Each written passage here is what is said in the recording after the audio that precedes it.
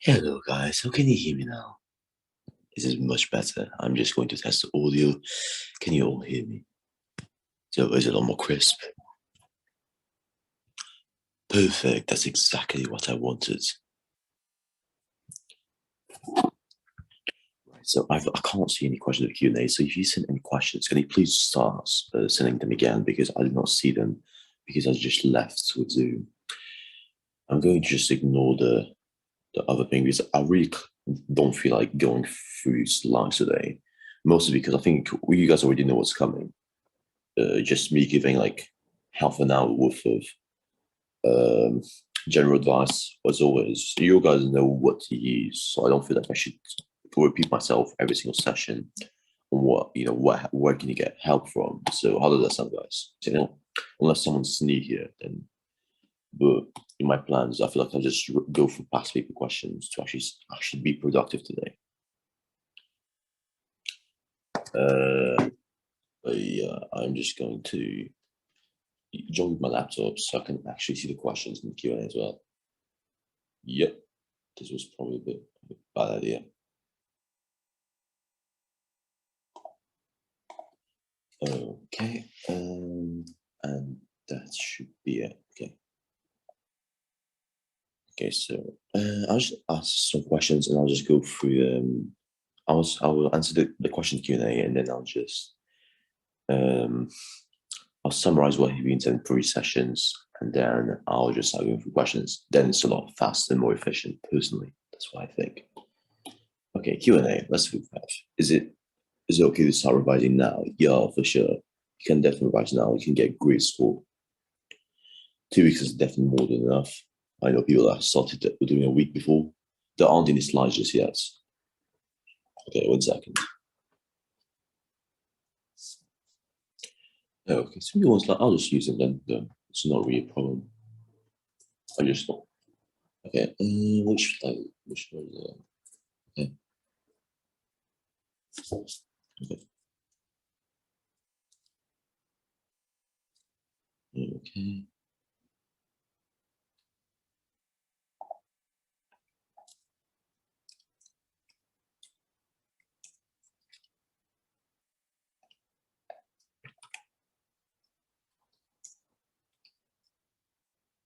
Okay.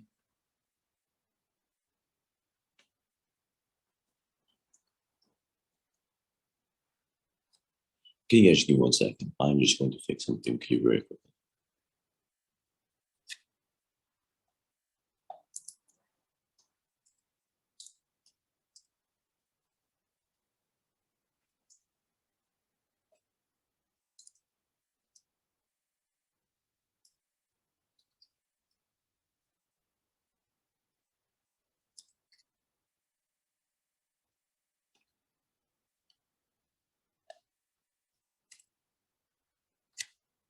Okay, everything should be sorted now.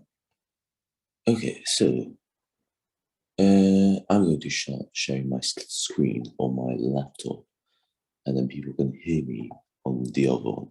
That should be it. That should do the trick. Okay, guys, can you see the screen as well? So can everyone see the screen? Just checking.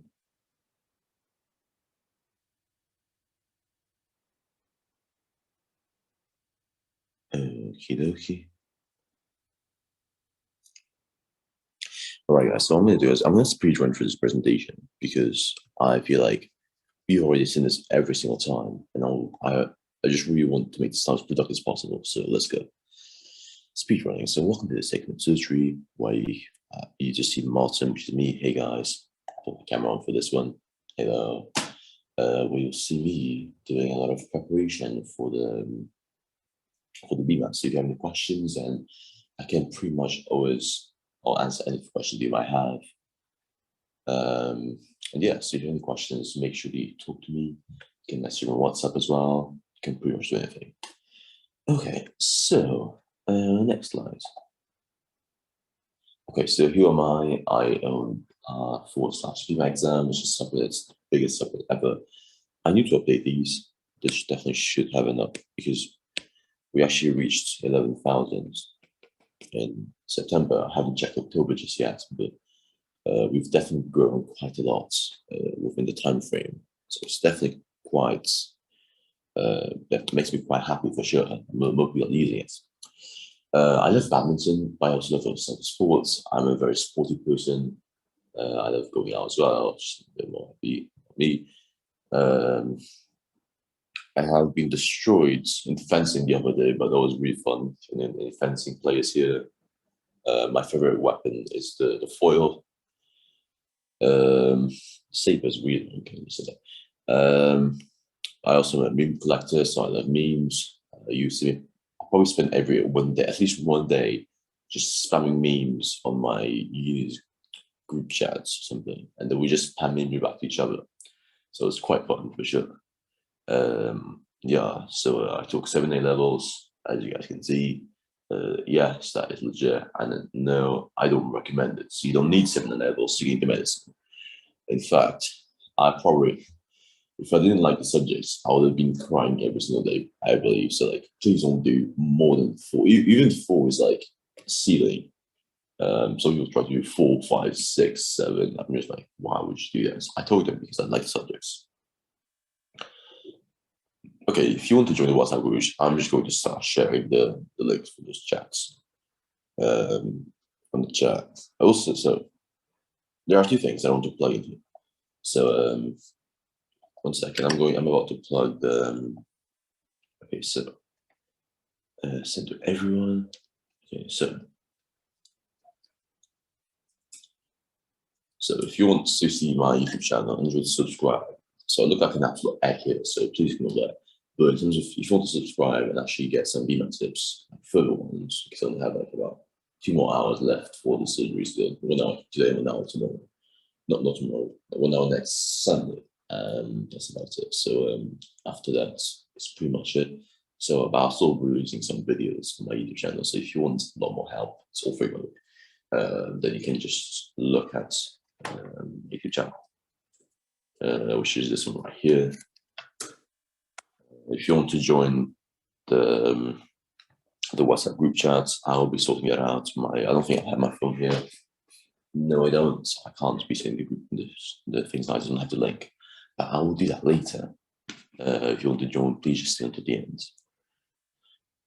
So yeah, that's also my separates. A bit more about myself. I wrote a couple of BMAT books. No, that are not available online. There's like some up to my specimens because they give them to tutors. I like to keep it that way. It's a lot better. Yeah, I also wouldn't win the top 5% of DBMAs, even with technical issues. Many of my students are getting 7s and 8s nowadays in both sections. So I'm definitely hoping that we can definitely replicate the exam. So that is the goal at the moment. I'm really excited for them. I actually sit the BMAT every year as well. So I've been taking the BMAT since 2019. I just sit there just to know how the test changes. And also, for example, let's say all of you sat the tests. I'll be probably the first people that you can talk to because I do an analysis of each question. I think about how the difficulty has changed, what boundaries there might be. I do a lot of data behind the scenes after the BMATs. So yeah, I will be sitting the test with all of you as well, just as a fun fact. I just do that. I'm not paid to do that. I just do that because I like doing it. It's cheating. It really helps. And I've really found that helps my students quite a lot. Yeah, so if you check my YouTube channel, it's over there. I actually have some insider knowledge on computer assessments. You know how it is, etc. So what we'll do with the session. So we're gonna basically, I've done all the research. You're gonna have to do waste your time finding stuff out. So concise info. I'll answer any questions. You can also ask them on team@6med.co.uk. You can help also work through some questions as well. So yeah, it's definitely it's quite nice. Right, so same meme as NWS, but physical maths, they're the most time consuming questions. So you really have to be very, very, very fast while you work with them. So yeah, there's literally nothing else to talk about it. Let's just be quick about it. Some info, the BMAT registration actually closed, I believe. I think it was, yeah, it has closed. So I probably should remove this slide, but we can probably ignore this part here already. Come on. So ignore this, ignore this, ignore this, ignore this. Ignore this as well. It's just not relevant anymore. So yeah, it's a 2-hour computer test. Yes, it's in a computer. I might actually try to see if I can use the platform today, so you guys can actually see what it's all about. And then you get the results on the 26th of November. And you might get shortlisted from the 19th before your BMAT results if you're applying for Cambridge up to March 2021 for other universities like Imperial, UCL, Leeds, DSMS, Lancaster, etc. Kiel if you're international as well. So yeah, actually, let me get rid of the red bits. Whoopsie. Right, so again, section 2 has 27 questions. There are multiple choice. You have half an hour.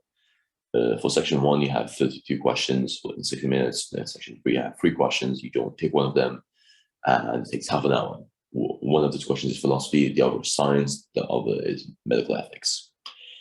So yeah, let's speed run through this. Key areas: panicking, bad time management, and lack of planning. I would probably keep going with this, but you guys probably know, like, I think it's quite self-explanatory. And I really want to use as much time today to actually walk through questions and be a lot more helpful with you guys. So yeah, but okay, I should have. I think I forgot that. Oopsie, my bad, guys. I'll just speed run through these over there. Oops. But it's actually maths. You can see physics and maths here. I just forgot to actually, because I was doing different slides. But anyways, so putting questions for physics and maths, ignore this. Ignore. Just over one of the question. It's mechanics, geometry, and electricity. And then the main question types are mechanics, electricity, waves, and algebra. So yeah, but hopefully that's not very new for most of you. Do you have any question about it? I'll ask in the Q&A. If you have any questions, I'll just speed run through the resources best, and then we sort them. You can just do whatever you want. Okay, so how can you best help you? You can check out the YouTube channel that I own. You can also go for the subreddit as well, which is r/PNA exam. You can attend the segment surgeries. Hopefully that's helpful. And also the segment social media. So you have WhatsApp group chats, Discord servers, even the main pages. So yeah, hopefully you will find them really useful if you don't want to spend a single dime. If you feel like it, you can get BMAT books, but I don't recommend them. I think they're all horrible. I don't recommend BMAT books at all of them. I can't talk about specifics, but literally every single book that I've seen, and if you were here last session, I showed you how I own pretty much every single BMAT book on the market. Don't use the books. They're horrible. Structures that was very inefficient. They've been written by people unqualified, etc. I don't like it. So don't use books. I do. Unless it's from like a course. But I'm talking about books from Amazon. I'm not a big fan of those in particular. BMAT Ninja, it's a pretty decent platform, and I love the segment BMAT Masterclass as well. So yeah, I will definitely recommend checking this out if it's something that you'd like to do.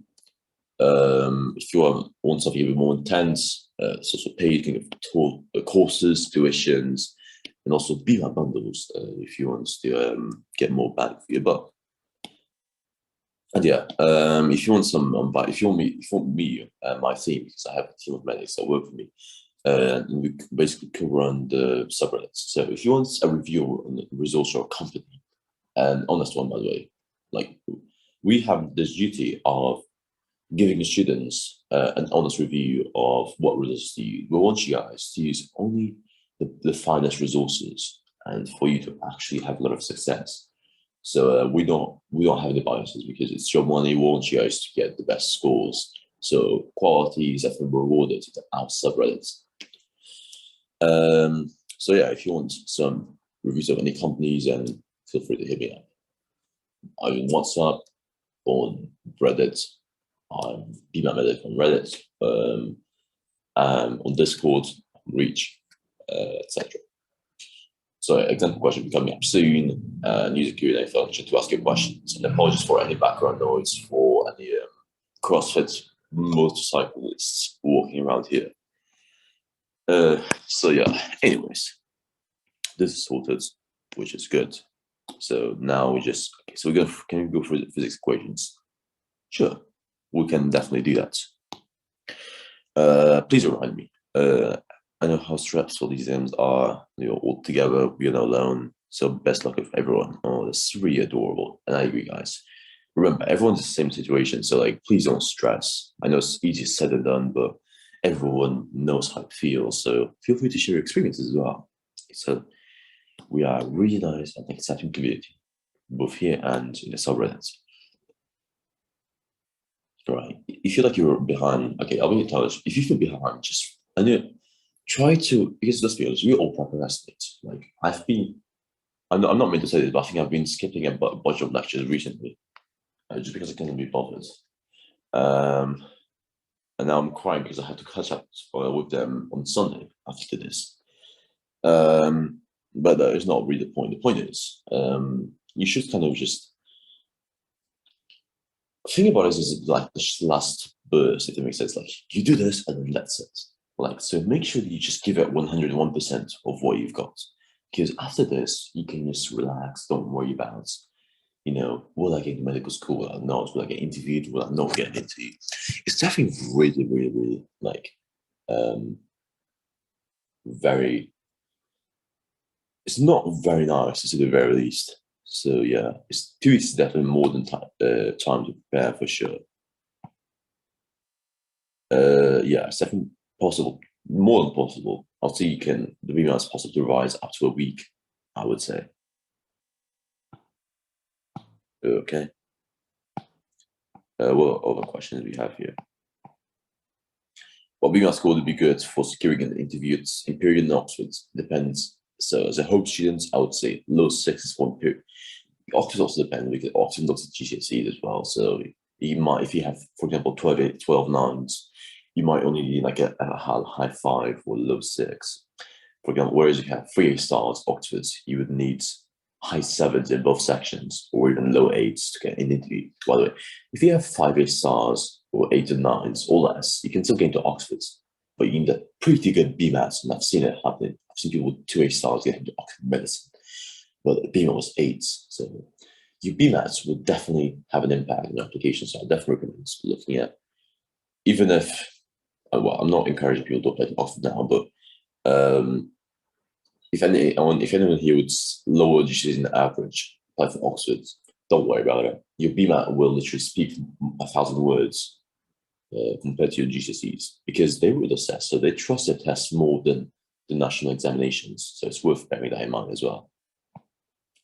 Okay, so what BMAT score would be great for securing an interview? I'll read the answers. Oops. Okay, so what are the most common types of physics? So as we said, electricity, waves, nuclear physics, and then mechanics. I think I would read mechanics twice, but maybe magnetism is quite common as well, but it's not as common as you'd think. But it's definitely quite common. Okay, what BMAT score would be great for securing interviews? Imperial CL, low 6s, usually. Low 6s will do the job quite well. Yeah, there's a lot of people starting now, guys. Like, guys, there will be one person that has started a year ago, and that was me last year. But some people have started years ago. Some people have started to prepare like today. Some people haven't even started. Some people don't even know what the BMAT is. Like, BMAT? What is that? We all were in that position once, so like it doesn't matter. No one cares realistically. So like just give it your best. You've tried that. If you give it your best, you have no regrets. That's what I tell to people. Okay, so okay, so someone has asked this. Said they've started. I'll answer these questions collectively soon. Okay, so did you join the WhatsApp? I'll send the WhatsApp link later. It's not too late to revise. Sure. Okay. Okay. Already has been answered.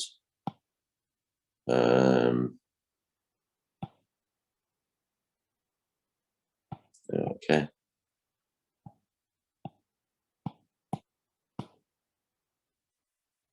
Okay, by the way, guys, I'm not allowed to actually talk about our companies in these sessions. So please don't send any questions asking, is X company better than 6 Med or what vice versa? Because I'm not gonna answer this here. If you want those, if you want me my honest opinion on those, you always need to ask me stuff like this because I'm not allowed.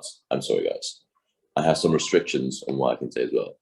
So I do apologize, but I can't answer any of your other company questions because this is 6 Med surgery, so it's all about 6 Med here.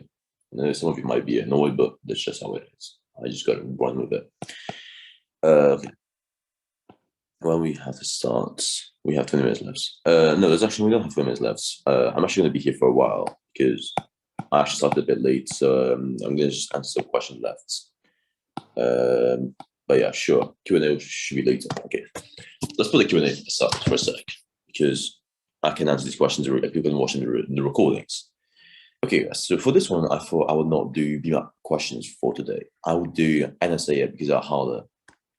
And I'm about to embarrass myself because I haven't done these questions. I literally, the first time I've seen them is here because I thought, what's the best way to actually do these questions for you to like improve your scores? Is to see someone has not seen them.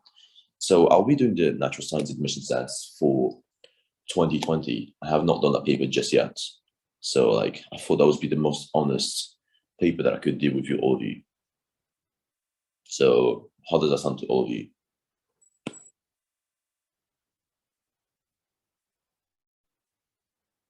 And now I'm just going to open this in GoodNotes so you can actually get some work done here. Okay, so have I imported the paper? We shall see. Okay, yeah, so I'm going to start sharing my screen here and I'm going to say share my screen here. So some of you might stop seeing me once I do this, but I'm still here if you have any questions. So share screen, start broadcast.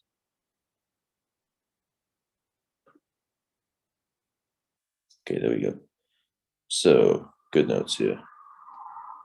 Wait, what is this? Oh, this is the TSA. I was doing TSA book with someone yesterday. So yeah, guys, so it's very similar to the BMATs. I recommend everyone do these papers. They're beautiful. They're a lot harder than BMAT actually.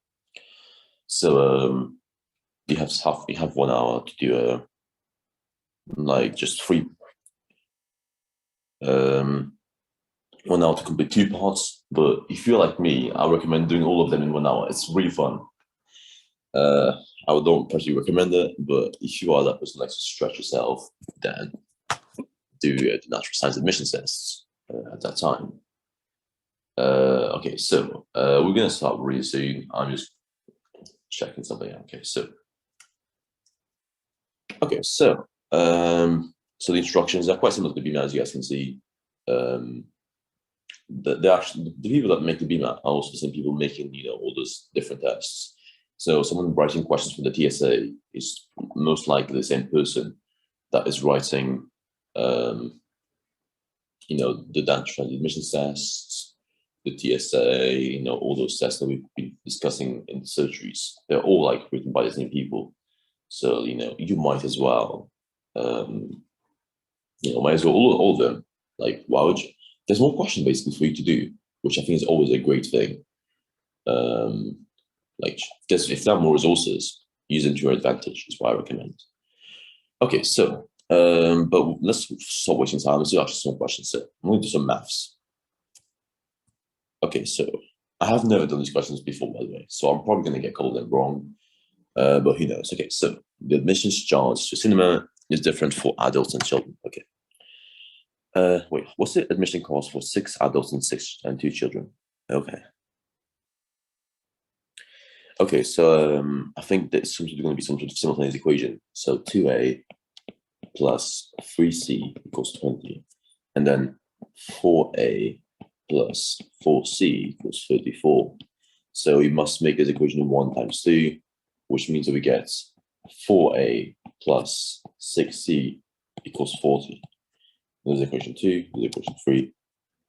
Equation 3 minus equation 2 gives us 2c equals 6. So c equals 3. So, and then you can just do let's use the simplest one. So 2a plus 3 times 3 equals 20. So you're going to get 2a equals 11. No, here equals 11 because 20 minus 3 times 4 is 9, so it's 11. So A equals 5.5. And then 6 adults. So we just do, I'm just trying to use as much as I can. So 5.5 times 6, it's going to be close to 33, I believe. And then plus 2 children, it's going to be plus 3 plus 3 is 6, because with 39. So the answer is D. Any questions on this, guys? So far, it doesn't make sense. This is the procedure that you take. Like, you read a question, then you just figure out what the questions are all about, and you just do them. Like, I'm just like, can you see how I'm not? I just have a rough plan of what I'm doing. Like, I do question like, okay, so I'll need to do this, then I'll need to do this. I just keep, that's how I keep doing it. I do the question and I just solve it as it comes. And I think it's a lot more time efficient. I'm not sure how long that took.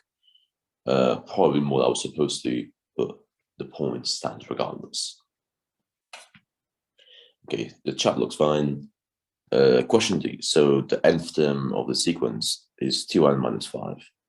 Which row in the table is correct for this sequence? The 10th term to subtract 5. Well, okay. Okay, which term has a value of 17? So in this case, 2n minus 5 equals 17. So we just do, 2n equals 20 what? Okay, 22. So n equals 11. So this first thing, it's the easiest one. So you can literally eliminate this one, this one, this one, and this one. And then, so 2n minus 5 means you subtract 5 from the rule. That is the rule. However, well, the term-to-term rule is what I'm thinking. Because A looks very tempting, but this does not feel right. I know it's not subtract by 2, and it can't be add 5. It can't be add 5, and it doesn't subtract by 2. It's either A or G for this one.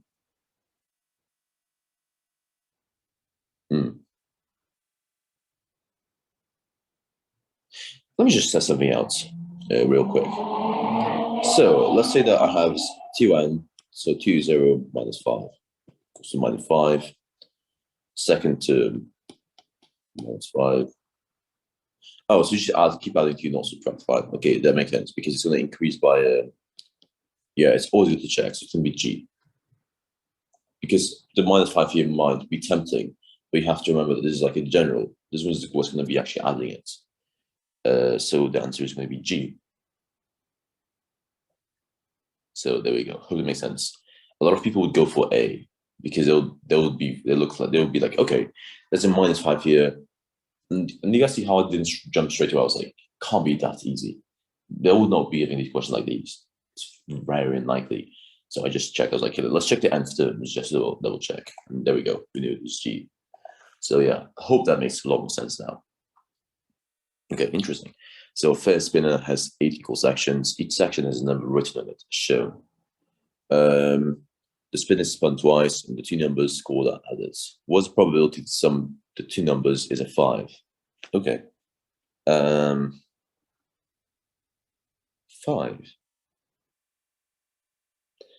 Okay. Oh, okay, there's a 2 here. Yeah, that makes sense. So you must look how many 3s there are. So 1, 2, 3. Okay, so it's going to be a quarter. Quarter times 1/8.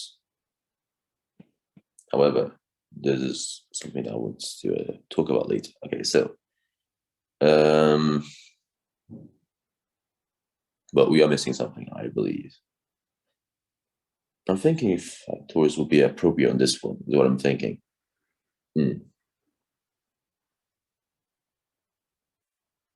I'm thinking if you could do this another way,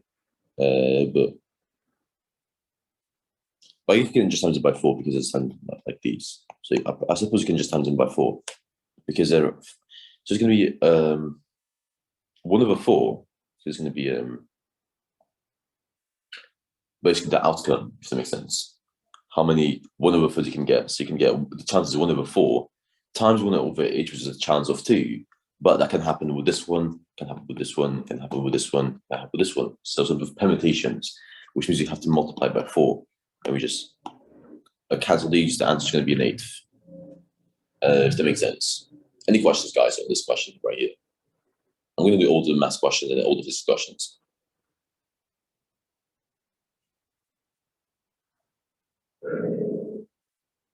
Well, I could possibly do it. That could do it. 1 second. I'm quite looking at chat.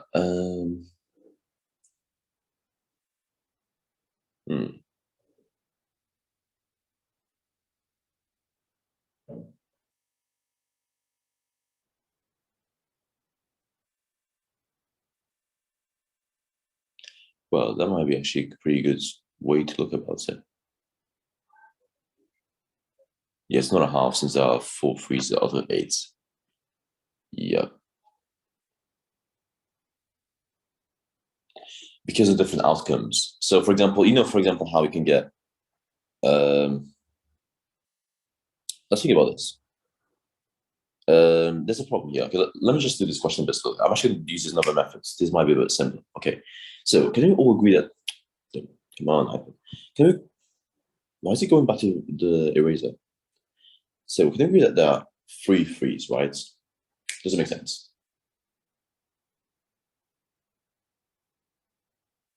Okay. So threes. There are 4 of them out of 8. Let's just keep this. I'm going to use another approach. I think the first methodology is very complicated. It's going to confuse everyone. So I'm going to use a different approach. Okay, so we have 2. 1/8. Okay, so look what it says. So the spin is spun twice. So the 2 numbers are scored. Okay, makes sense? So that means we can get 3 and then 2, or we can get 2 and then 3. There are 2 outcomes for each of these. Okay, so we have 4/8. So we have 4 threes over the 8 of totals, which is a half. And we have 1/8 from the 2s, which is just one of these. So we have 1/8 times 1/2. And then think about this. We can get 3 and then 2, or 2 and then 3. So there are 2 outcomes. Does that make sense? If you draw like those 3 diagrams like these, yes, no, yes, no, yes, no, those 3 diagrams. So you can get let's say that both yeses or something like that. So you can get yes. So let's say that yes is like a 3 and then no is a 2. So you get yes and no. We can get no and yes. There are 2 outcomes when you calculate the fraction. So do 1/8 times 1/2 times 2, because there are 2 outcomes from the 3, 2, or 2 and 3.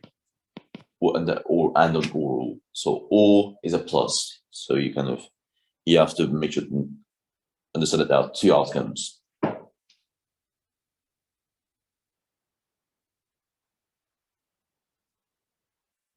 So yeah, so then we cancel this one out, and then answer just 1/8, which is A. Make sense? No worries, guys. I hope the first one was because the first one's a bit more a weirder version to think about it. So I'm really glad it makes sense. Like I just try to make different approach with the questions. For example, some people might find the first approach easier if they understand that, if that's how they have been taught. But some of you might not have any clue on it. So I just try to teach it in like different methods so everyone understands what's actually going on. Because there are different methods to all these questions. Anyways, next question. Oh, this looks great. Okay. What's the area of the shaded region? So PQRS. Okay, so it's going to be like what I consider is going to be a square minus this half circle. This half circle. So you're going to look at the radius, and then I'm just thinking how we can actually get this one off here. Okay, guys. Can I just tell you something? This is a really good technique that I use for. No, guys. Let me just tell you something. So, can we see how this is shapes instead of shapes? So, we have a square, and then we have a semicircle. Doesn't make sense. We have like just a quarter of a circle. Doesn't make sense. Can you guys see it? Ignore this. Can you guys see how this is a full circle right here? Do you guys all see it? So listen to this. Then we have that, and we have another circle, semicircle under here. So we have is square minus this, and then minus this. This is all we have to do. That's literally, and then you just use the formulas like that. So use x and x. So it's going to be x squared minus, whatever is. But I'm just thinking, how can I actually get rid of this? Because this would be the one that we'd be looking for. I think we might need to do something else, but this is the rough idea that we have to look for. So let me just get rid of so what's the area for the circle? What's the area for the circle, lads? What's the area? Area of a circle, what is it? Yeah, pi r squared. But this one's going to be half pi r squared because only half of a circle. Radius is going to be x over 2 because if the diameter is going to be x, therefore r equals x over 2. So we use this and we just do what is it called? Okay, so pi x over 2 squared over 2, and then minus actually I do have an idea, but I'm not sure if this works. I'm just thinking how I can actually subtract the circle from here, because I want this bit gone, not this one. Because if I subtract it, maybe what if I do it like, I'm going to take a different approach, which is what if we you probably, some of you are right at the answer, but I'm trying to think of a really nice way to actually to help everyone visualize this. Because I'll be honest with you guys, this is the first time I've seen these questions. I have not done this before. So I'm just thinking, what if we look at the semicircle area? Yeah, it's a very good point. I don't even need I can probably just do this minus this, and I get the area of here. So I just do this semicircle minus circle. So it's going to be pi r, so pi x squared. Yeah. So pi x squared. And some of them you actually need them, which is so there's something called a form where they look like this, and you would need to do them like this. And they ask you to calculate the area of this. In those cases, you'd need to do that. So I'm just kind of using the same logic for those. This is called a form, by the way. If someone's from India, by the way, so he's here from India, international students here. Do we have any Indians here? Probably, okay, I can't see any in the chat, but essentially, in their admission says for like universities in India, which is called the G, it's for engineering. This test here has a lot of really nice geometry. So I personally, sometimes when I'm bored or want to just like look for some new fun strategies, I just check out the G. It's a definitely great admissions test to look into. It's from India. It's for engineering, but it's pretty hard, but it's very enjoyable regardless. So pi x squared over 4 minus, 1/2 pi x over 2 squared. So we get, we'll just go back here, it's in the top. So we get pi x squared, so minus 1/8 pi x squared, which is just 1/8 pi x squared, I believe, which is a.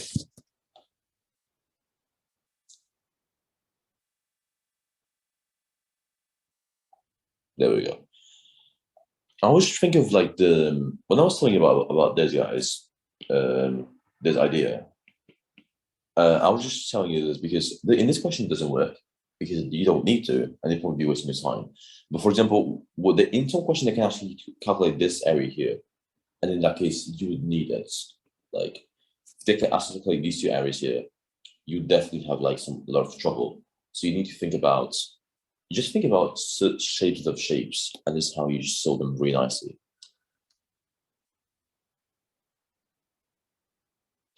Can you explain how? Oh, sure. I'll explain in a second, but okay, I'll just explain how I did the whole thing.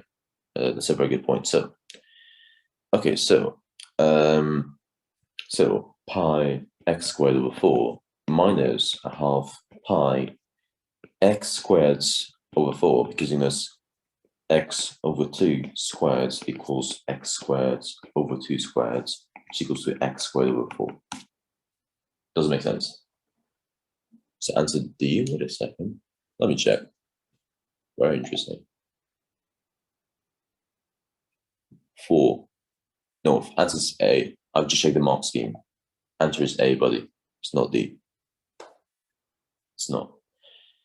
And yeah, and then we just you expand these together like this. You do a pi x squared over 4 minus 1 over 8 pi x squared. And you know, 1 over 4 is the same as 2 over 8. So you can just do, 2 over 8. So you're going to get a half, not half, an 8 pi x squared. And that'll be the answer. There we go. Simple enough, guys. Any questions?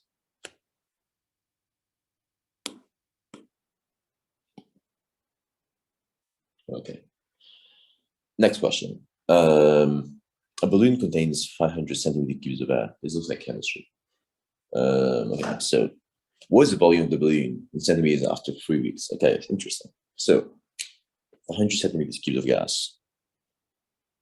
60% of the volume of the balloon is lost in each week. So you just have to do 6 over 10, which goes to 3 over 5, to the power 3, which goes to 9 over 125. No, this is cubed, so 27. Oops. 27 over 125. That hopefully makes sense. Because so 6 over 10. I'm actually going to do this a lot slower because I want you guys to understand what I'm doing. Okay, so a balloon contains 100 centimeter cubes of gas. Okay, makes sense. So it contains that amount of gas, and the question says that it decreases gradually because the volume of the balloon decreases. So 60% of the volume is lost every week. And they're asking is what's the volume after 3 weeks? So you have to do it like volume of the balloon initially times 0.6 times 0.6 times 0.6, and which is 0.6 is the same as 6 over 10. Does it make sense? So that is where the 6 over 10 comes from. And then the 6 over 10 can be simplified to, because we can just divide them by 2 in each side. So this is equal to the same as 3 times 2 over 5 times 2.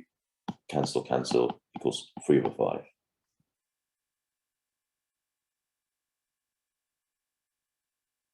Well, there is you can actually do that as well, I guess. I was going to calculate the volume loss and then just do that, but I guess that is faster as well. That's probably a bit faster.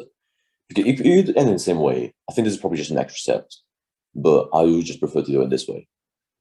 But that is a very good point. You can just multiply x by 0.4. It doesn't matter. As long as you know what you're doing, like as long as you know what you're doing and you have a plan, then it doesn't really matter. But yeah, if you want to go for yeah, I guess that'll be faster. That's a very good point. So you can either calculate the loss. So you have 2 options. Calculate loss. Well, this just look like Greek letters. I don't know what I've just done. Oh, there we go. Oops. Falls in Greece for a second. So you can calculate loss value. So you use 0.6, and you have to do 5,000 minus 5,000 over 0.6, or you can just straight away 5,000 0.4 cubed. Those are 2 options you have. I would probably just do this one, or actually for time reasons, let's just do the second one. it's quite easier. So yeah, if you lose 60%, if you lose 60% of the value, so 60% lost per week means that you only have 40% left. So you can just do, 4 over 10. 4 over 10 equals 2 over 5. Cube that.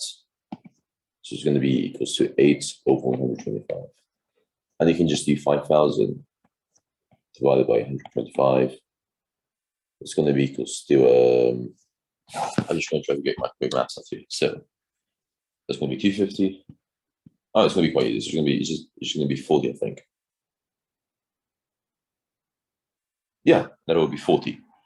Okay. And you just do 40 times 8, I believe. And you get 320, which should be C.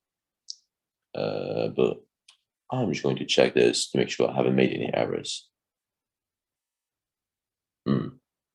Yeah, so the answer is 5C. I've just checked it. There we go. Any questions, guys? So somebody has said B. So do you understand why it's C now?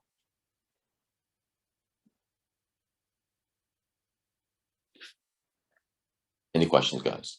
Please don't put out the Q&A because I can't see it. Don't put questions about this question on the Q&A. Please use the chat. It is C. But yeah, guys, please don't put questions on the Q&A because I can't read the Q&A afterwards. Yo, buddy, these are the same questions as the BMAT. They are literally written by the same people.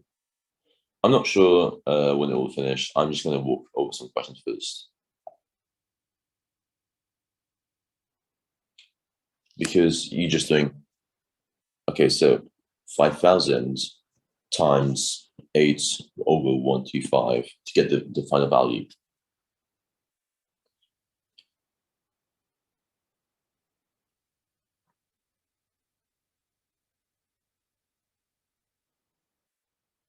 Well, someone asked why it's not 0.6 cubed. If you do that, you get a higher value, right? You would get, I think, 4,680. Wait, I'm pretty sure it's... Oh, it is landscape. I'll just have to zoom in, but it's landscape for sure. At least on my screen. It's definitely landscape.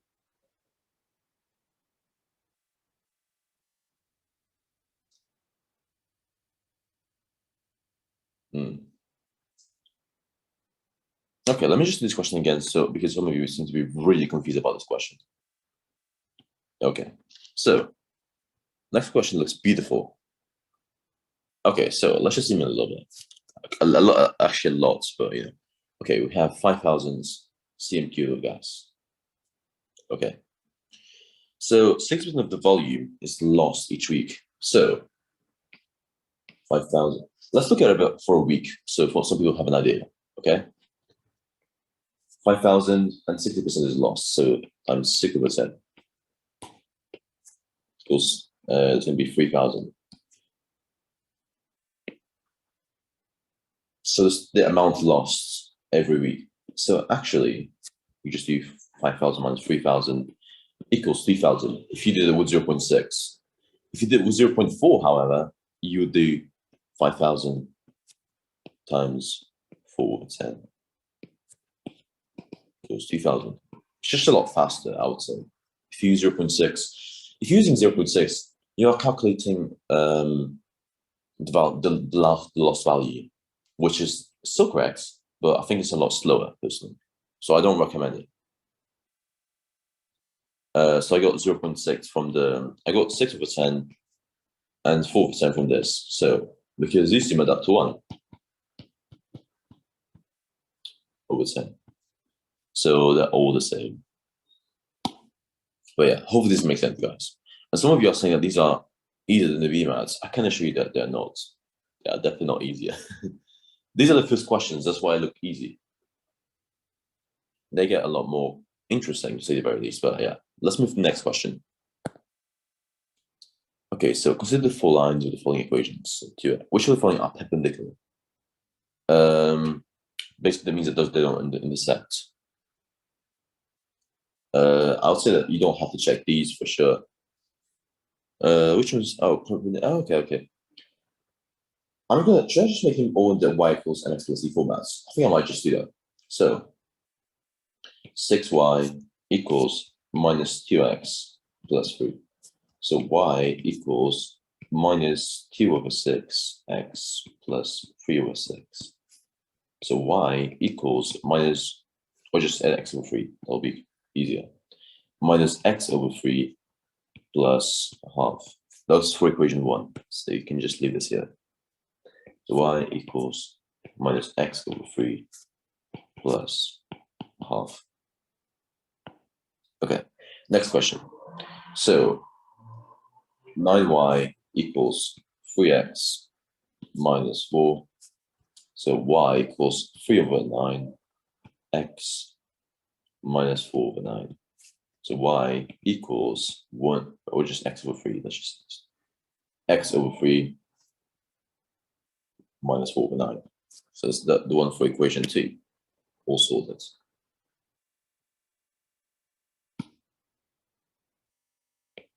Equals x over 3 minus 4 over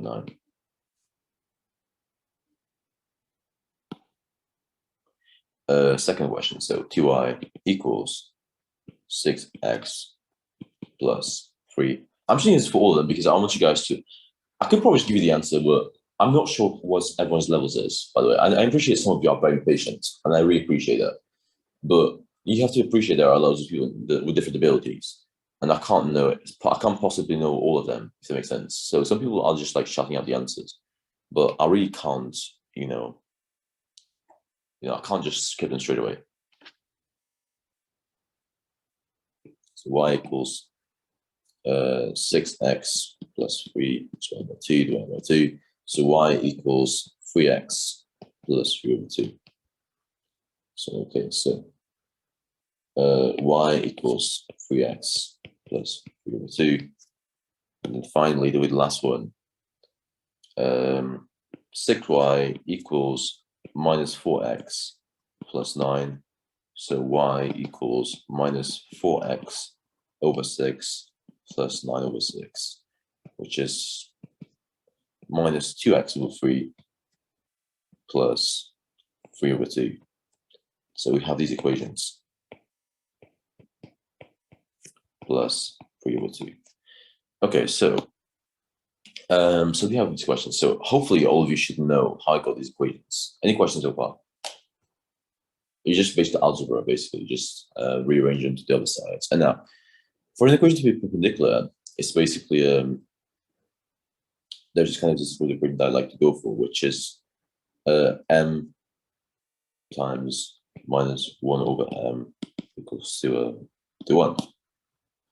That's basically the way you go about it. So in this case, let's see, you have m here. The ones that look most plausible, I'm going to try this one because it's negative. This looks like positive. It's going to be 1 and 3, but let's just prove it instead, shall we?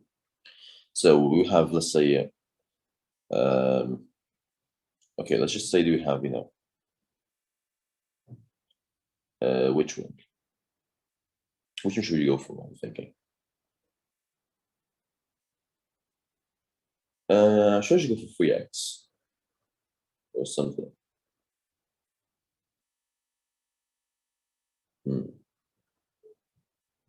The answer will be basically because for an equation to be, for two lines to be perpendicular, you just have to do this reciprocal, so 1 over m and minus it. So the answer will be 1 and 3, which is B, because of the reciprocal. Can you guys see how this is a negative reciprocal? 3x, they are like negative reciprocal. So reciprocal is when you do 1 over 1 over something. So reciprocal. So the way you get one to the other is you take the reciprocal first, or you take the negative. So first you make them positive,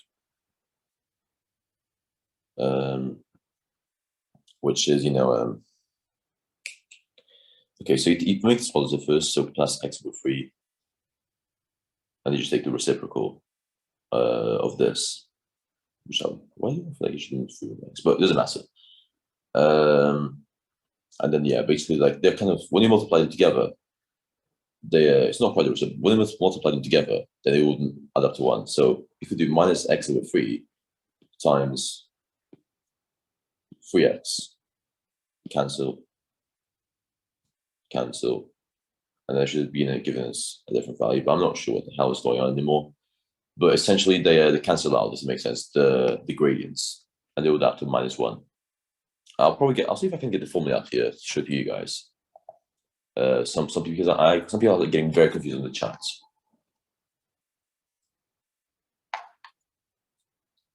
Okay, so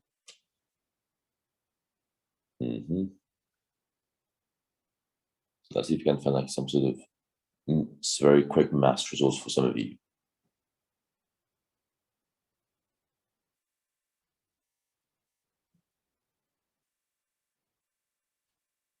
But yeah, I don't think I could. I don't think I'm not even gonna. But for example, lines like these with these gradients, there will be a kind of when you only make the gradients together. So 3 over 2 times -2 over 3, cancel, cancel, cancel, cancel equals -1. So basically, m times 1 over m minus, then we just get the -1. That is the whole point behind it. So yeah, I hope it's basically all about the gradients. Like the gradients 1 over the other. So we take the reciprocal and then negatives, or just the negative reciprocal. I know this might be exclusive for some of you, but if you don't know this, you just have to look at section 2 knowledge guides, because that is literally all like knowledge of lines, which should be a student for some of you. Yeah, so perpendicular are right angles, that would be correct. Anyways, next question. So the equilateral triangle PQR, so PQR, let's just draw it as well. PQR, PQR has side lengths of 8. Okay, 8. Circle center O passes through each of the vertices of the triangle. And then find an expression for the circumference of the circle in centimeters cubed. Ooh, that looks very interesting. So basically you have this, and then this. So we have 8, 8, and 8. Very interesting. Just P, Q, R, and then origin here. Any questions so far, guys?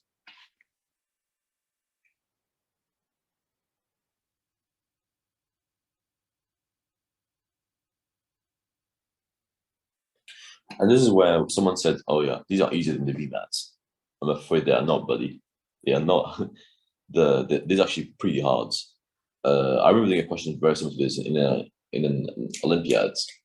I think it was the math challenge, or I don't think this was the BMO, might have been my challenge, but or the kangaroo. It's one of those.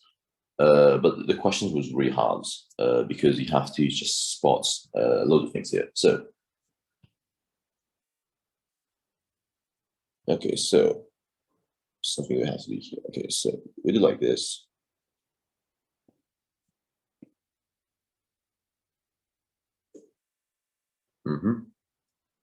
And if I recall correctly, this is very badly drawn, which is really annoying. But you essentially have to. I'm going to just draw on this one here. You draw a line like this, and then you just find the. Okay, let's think about this. So a triangle like this is 60 degrees. This is 60 degrees, and this is 60 degrees, right? And then we put it here. You cut it like this. So you actually cut the angle into 30 degrees. So it's going to be 30. It's going to be 30. And it's going to be whatever this the other angle that can't be bold. It's going to be 120. Not really relevant, but it's going to be 120. So you have this triangle here,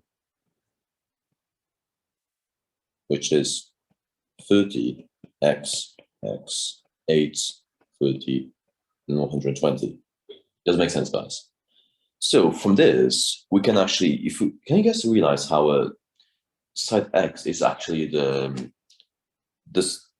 radius? Doesn't make sense, guys. Can you see how it's the radius? X is a radius.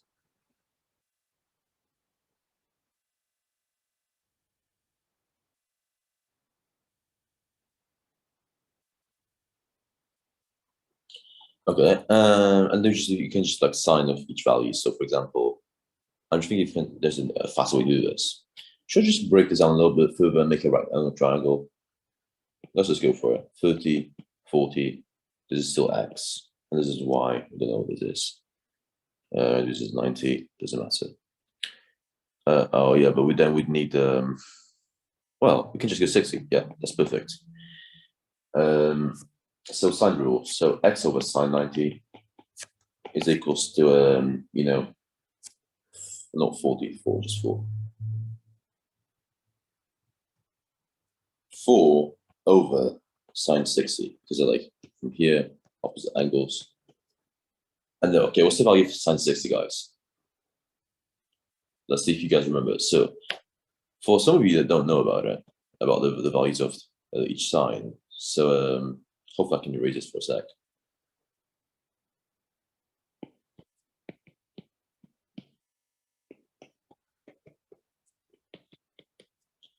Okay, so what I like to do is like this.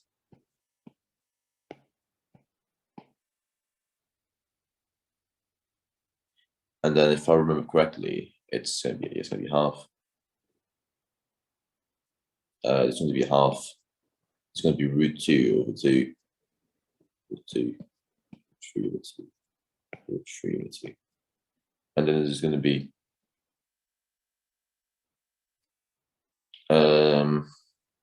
which was I think it was like I can't remember the 10 values right now. I think it was 3 root 3 and then 1 or something like that. I might be wrong. I do have to check this with 10 ones, but the 10 ones we don't need them. Thankfully, I haven't memorized them in ages. Yeah, I think it's the opposite. So it's 1, 3, then root 3 or something. I do have to check them, but the values there are not really relevant. We only need the sine 60, which is root 3 over 2. So yeah, that's what we need right now. So x over sine 90 just 1 equals 4 over root 3 over 2. We know it's going to be equals to x equals 8 over root 3, because this one goes right here. It's just like algebraic rules, by if you want to call it division, whatever. And then this is the same as 8 root 3 over 3. So that's equals to r. They're asking for the circumference. So I actually have to do 2 pi r. So you have r, and there's the 8 root 3 over 3 times 2 times pi, gives 2 pi, where r is this. So we just do 16 pi root 3 over 3. But I feel like I didn't even have, wait, why did I even do this? We didn't even ask us for the square root of this. That is that was very silly what I've just done right there. Oh, I did not realize. I should have looked at the answer choices. That is actually really, really embarrassing. Okay. I got the right answer, but which one is it now? That's not going to be very helpful, is it? We know it's going to be the other one, but which one is it? Okay, guys, give me 1 second. Apologies about this. I did not realize that it was the other one. I thought they asked us for the values. It looks about right, but it's just a different value they're asking. And I didn't really bother looking. My triangles are getting really bad. Okay, there we go. So you can't do everything again, just very quickly. 30, 60, with an 8 here, we have an x here, we have a y here. So you just do x over sine 90 equals 4 over sine 60. So this is going to be x. So x equals 4 over sine 60. That's what we need to do.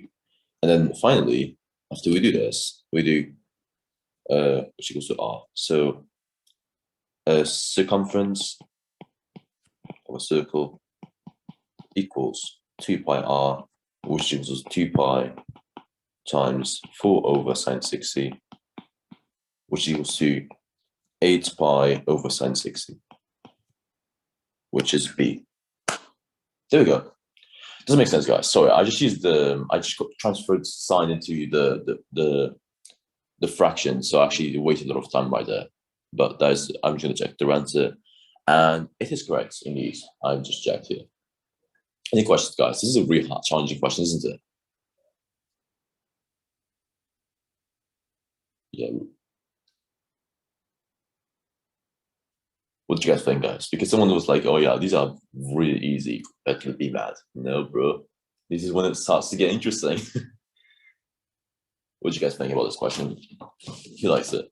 He hates it. I want some comments because this is the first time I've done this question as well. I find it pretty nice, apart from me actually not noticing that they're asking for sign value. So I could have been a lot faster, which I wasn't. So it was more about like attention to detail. I just went straight for it and just tried to explain all the processes.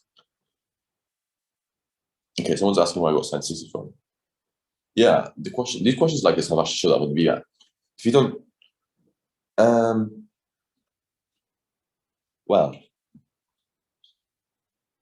um, guys, can you just give me 1 second? I'm just gonna check something. Quite urgent. Give me like literally 1 second.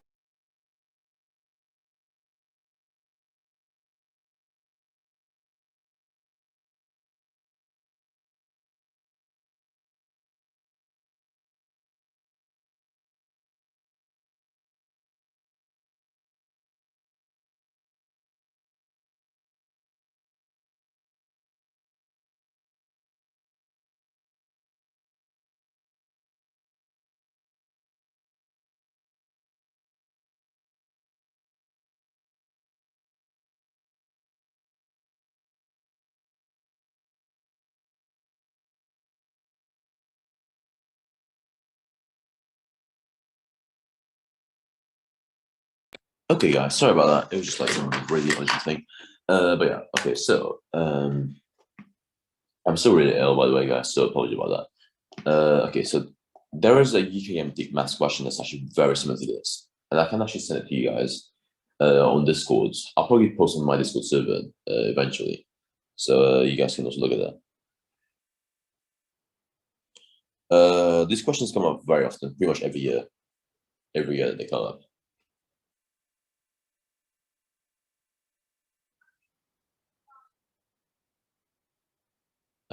So yeah, they're like geometry comes up every year, sometimes even twice. So like it's worth getting really good at these.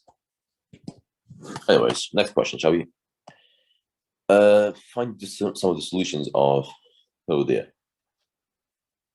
Okay, so let's just quickly x to the 4, x 3 is minus x over 4 plus 3 is minus 56. So why is it this complicated? X cubed over 16 plus 6, no, plus 9, plus 6. This is squared. 9 minus x over 4 plus 3 minus 56 equals 0. 2x squared. I'll just do x squared over 8. It's going to be faster. X squared over 8 plus 18 minus x over 4 plus 3. Oh, it's minus for both of them, isn't it? Oh, yeah, it is. Very, very nice, very nice. Because it's minus this and minus this. So it's minus 3 minus 56 equals 0. Be careful with that. And then we can just erase this to save some space, go back to the top. Okay, so x cubed over 8 minus x over 4 minus 3 minus 36 plus 18 equals 0. So, so you get this equals minus 18 minus 21. So we get x squared over 8 minus x over 4 minus 21 equals 0. But we can just like times everything by 8 to actually get some really nice numbers here.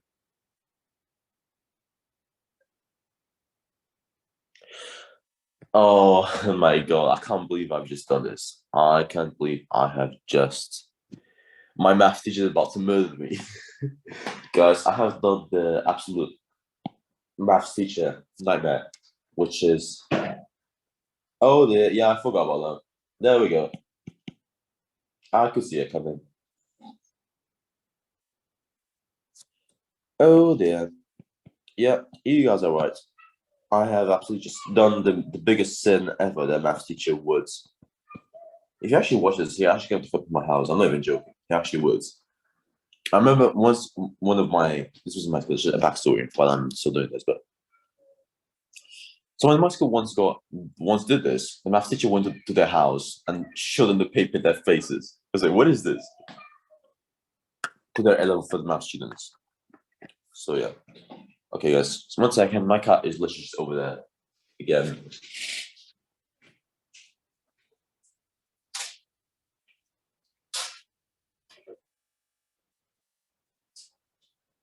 Okay, there we go. There we go. No more cats. Hopefully. No more cats. Why is the cat so going over? It's really annoying. Yeah. Yeah, guys, please don't do that. I was just trying to do this in a rush. I was doing it so casually. And I just realized, wait a second, this is not how you do it. And someone just called me off the chat as well. Because like it's gotta be I was missing something. There goes my so you guys, even the people that have been doing this for years still get of course my cat. Okay, so let's actually do this properly now, shall we? Let's do this in the correct way. So x squared over 16 plus 3, 2 times 3. So it's going to be 6 over 4, 6x over 4, plus 9. I have just committed the... Bro, I'm... I can't believe this just happened. There goes my reputation as a cheat. Unlucky.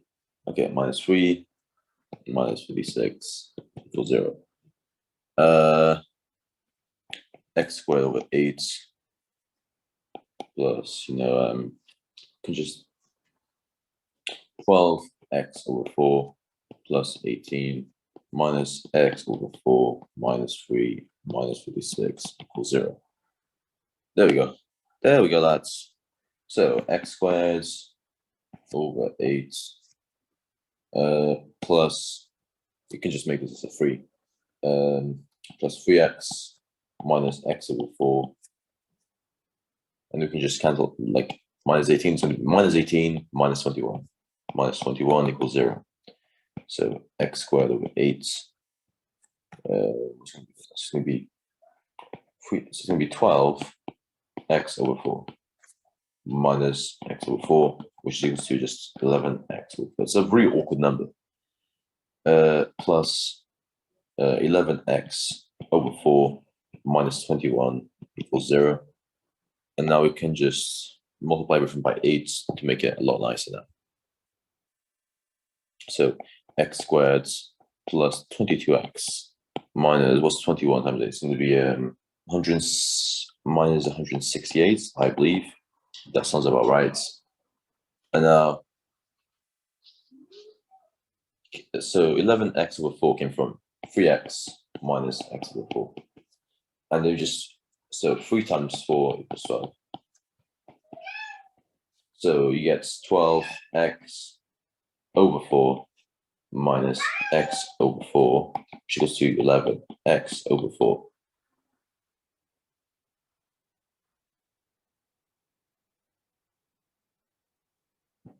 Yeah, I didn't have to, for sure, but like, realistically, like, I just think I'm just doing this with the method so everyone understands.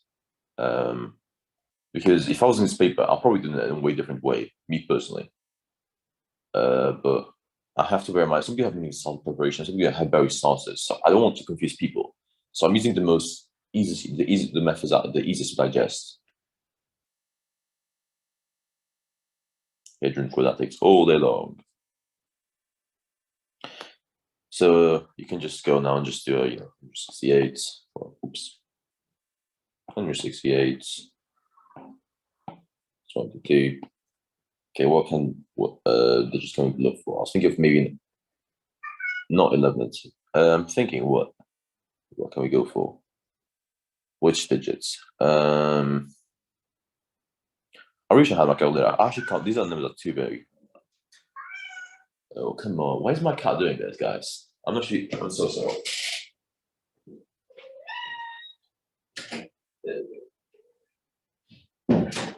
My cat just keeps coming in and out. And this is really stressful when I'm doing tutoring. Yeah, so it's going to be 28 and 6. So thank you for that. So it's 28 over 1, 6 over 1. So, and is it? Well, the sum. So one of them actually should be negative, shouldn't it? Oh, it's negative. Yeah, that makes more sense. So it's going to be -6, I believe. Okay, it's very interesting. The thing is, if it should have been -20, wait, if it should have been -28, that means the addition should have been positive. I'm just wondering if something has been messed up in the process. I can definitely see where it's coming from, for sure. But I don't think if there's something that has been messed up, because it definitely looks like it. Because if it was -28, that should have been -22x, minus something. Let me just do the question again for quickness. But the answer is going to be F, so that does make a lot of sense. I think there was just like a really weird sign that has been missed elsewhere.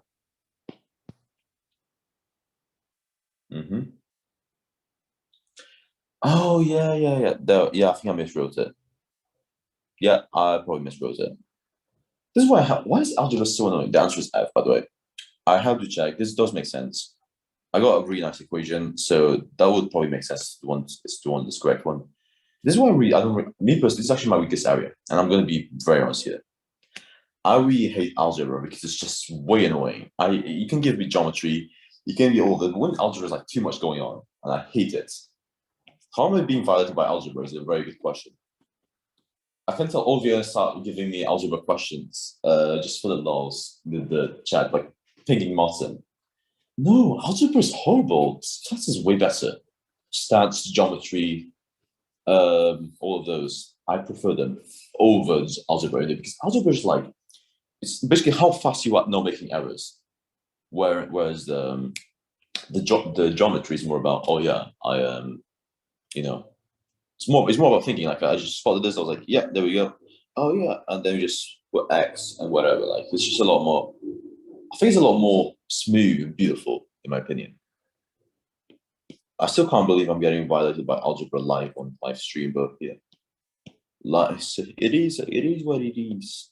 Okay, so plus 6x over 4 plus 9 minus x over 4 plus 3 minus 3. Why do I keep getting minus 3? Minus 56. My attention span in this one is probably going to be so horrible. Okay, so 2x squared. Let's do this very slowly. 2x squared plus 12x over 4 plus 18 minus x over 4 minus 3 minus 56.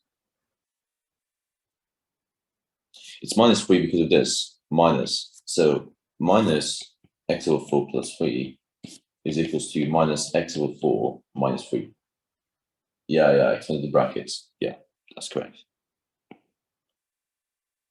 This question is not even hard. They're just like really long. And then, okay, so everything looks fine so far. X over 8, x squared over 8.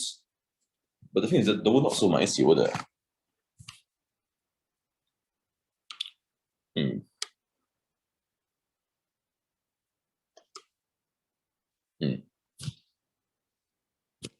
That was pretty cool, interesting, actually. So we're just going to method in the chat. I'm going to have a look at it in a sec. That actually looks very intriguing. The thing is, if I do this, you just mean I'm going to end up on the same step because when we look at it here, this is going to be bigger than this. Not this. Like this quadratically we're going to get from here is going to be bigger than this one from here. So I'm thinking why this one should become negative. I'm actually going to back to this. I'm actually going to put this in the chat because I really can't be bothered solving this right now. But we shall see. I hate algebra. Plus 11x over 4 of these. And then minus 36. Minus 18 minus 21 equals 0. But we get the same thing.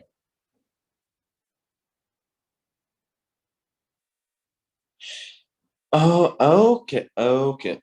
I have just seen what you've done. Someone has just, how did I not spot? This is actually really beautiful. Yeah.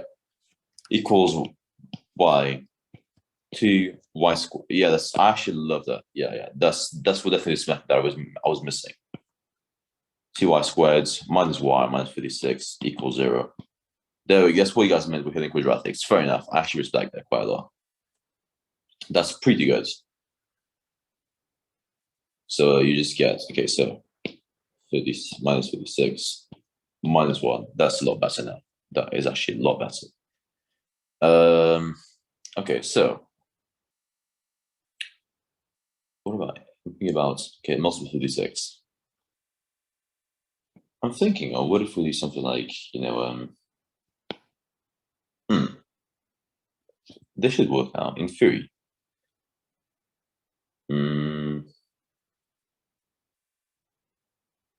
Okay. I'm just going to chat and then just what's to say.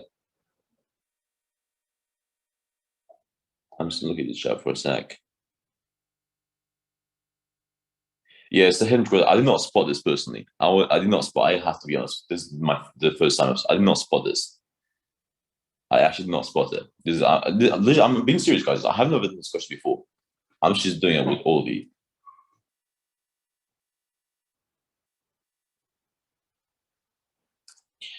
9 and then 4 over 2 over 2. I'm not sure if you guys know about this method, by the way, but you just do this and it'll give you the one that you'll need basically. It's going to be 8 over 2. It's going to be minus 9 and then plus 8 over 2, which is going to be equals to 4 over 1, do y, and then you just get 2y minus 9, and then just, y plus 4, I believe. So that's 4. And then we just get these solutions. We should apply them. This is actually a really long question, regardless. X over 4 plus 3 is equals to, let's say, let's go for minus 4, shall we?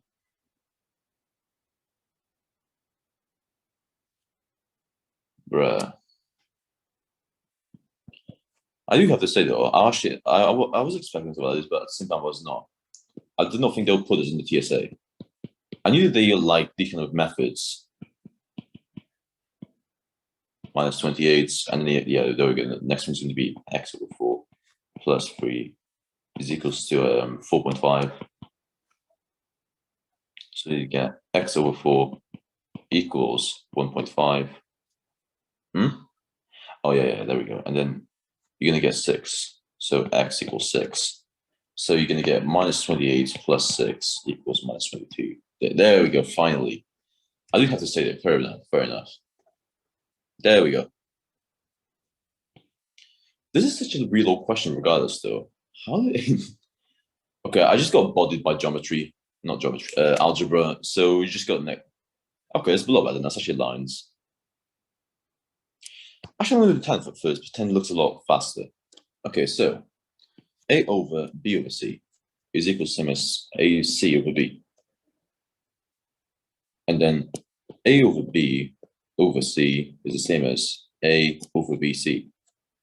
So basically we have here is AC over B minus A over BC.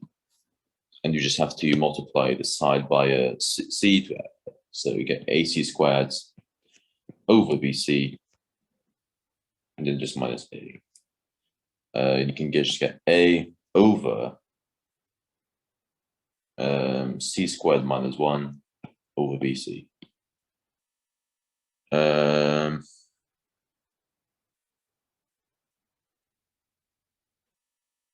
Which is E.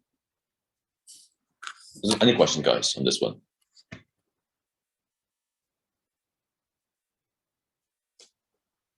Any questions, everyone?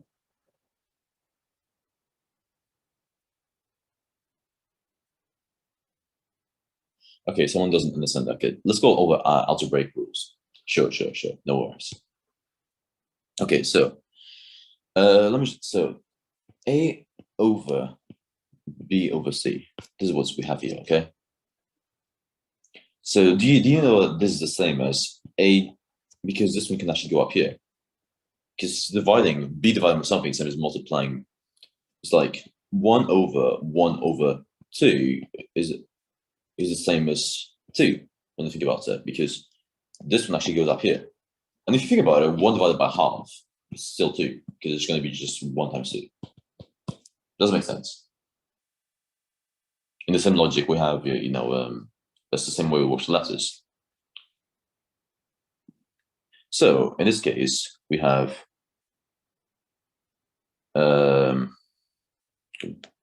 A over B over C, which is equals to AC over B.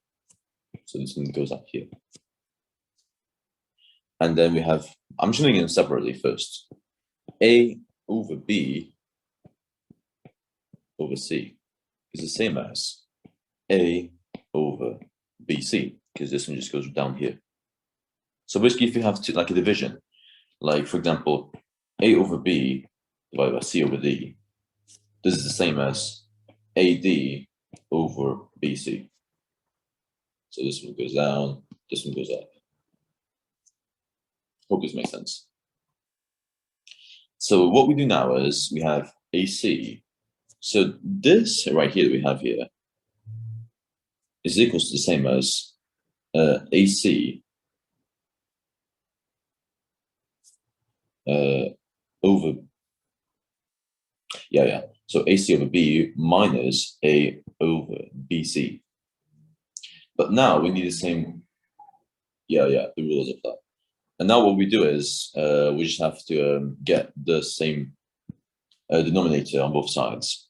So we have to multiply this side by C. So we get AC squared over BC minus A over BC, which is the same as AC squared minus A over BC, factorize A, C squared minus 1 over BC, QED, which is E. That rule does always apply. Doesn't make sense.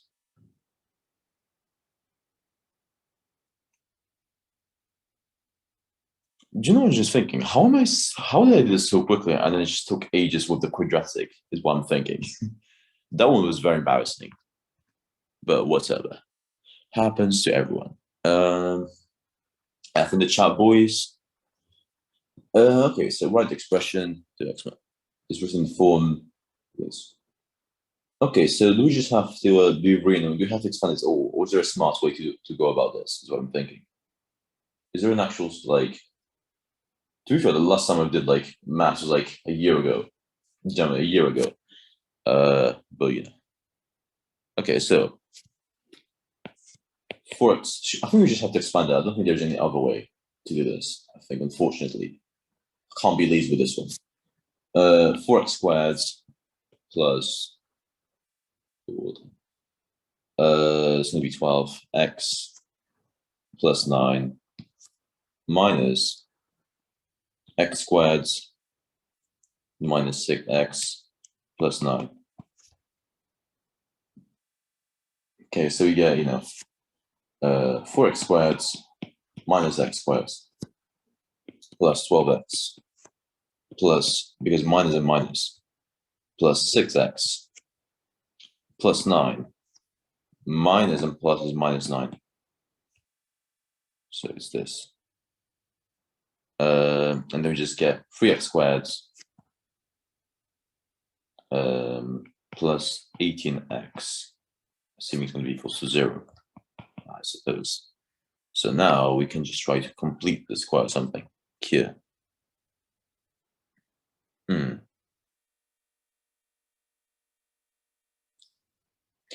Okay, let's just try to factorize. So 3x squared plus 6x equals 0. I'm gonna start plugging in soon. I don't think it's gonna end with surgery though, so it's fine. But thank you for the reminder. Now we can just do is,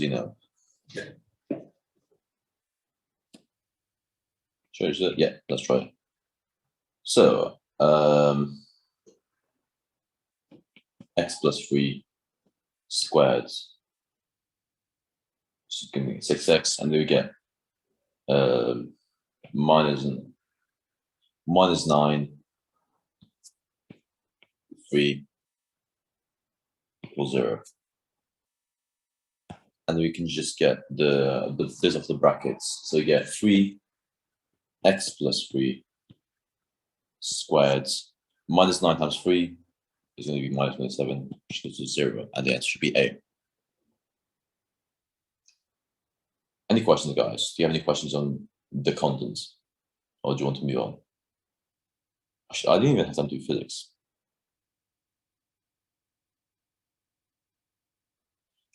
Yeah, we'll probably just do some physics. I'm just wondering, how many questions do we have here for maths? Oh, there are still loads of them. I'm going to just move on to physics now. Yeah, there is no point. There's like 20 of them. I didn't realize how long these actually would take to actually explain all these questions. So I'm just going to literally I did 10 questions of maths, I'm going to do 10 questions of physics, and then that's it. But yeah, any questions on, okay, so how did you get 3x squared? Okay, I'm just going to do this again. Okay, so someone doesn't get the methods. So, okay, so 2x plus 3 squared equals, so you get 2x plus 3, 2x plus 3. So 4x squared plus 6x plus 6x plus 9 equals 4x squared plus 12x plus 9. Any questions? So this is the first one that we have. So we have 4x squared plus 12x plus 9 minus whatever we have from here. So x minus 3 squared equals x minus 3, x minus 3. So yeah, x squared plus 9 minus 3x minus 3x. So it's going to be minus 6x. Hopefully that makes sense. But now we have minus x squared plus 9 minus 6x. So you just have to think about when there's double negatives, which is going to be in the 6x. So you get 4x squared minus x squared, which is minus x squared. And you have minus 6x, so it's going to be plus 12x plus 6x. And then minus plus, so it's going to be minus 9 plus 9 equals 0. And you just negate it. You cancel them out essentially. So we have this. Then we can just do 3x squared plus 18x equals 0. We'll do the physics just right now after this. So does it make sense on the person there? Yeah, sure. It's actually the NSAA 2020 past paper. Okay, so 3 and 8. So multiple. Can we agree that 18 is a multiple of 3? And so is 3. Doesn't make sense. So from this, you can just do 3x squared plus 6x equals 0. And then from this, we can just complete the square. So x squared plus 6x is equals to, x plus 3 squared minus 9, 0. So from this, we can just say that we got this 3 x squared, no, x plus 3 squared minus 9 brackets equals 0. So you have this bracket on here, and so we get x plus 3 squared, and do a 3 here, and we get minus 27 because minus 9 times 3. And we have this form, which is p x plus q squared plus r. So p equals 3, q equals 3 as well, and then R equals minus 27. They ask us, what's the value of R? It's minus 27, which is what we get. The answer is A.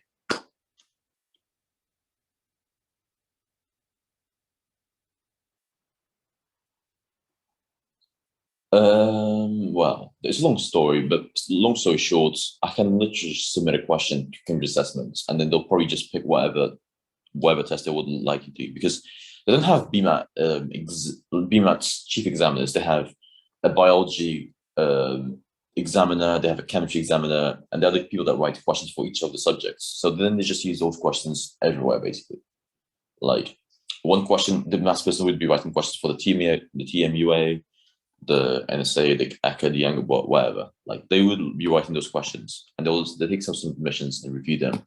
So yeah, like it's just one sub officer doing all of that, which is why it's written by the same people. Like this could easily come up in the BMATs and vice versa.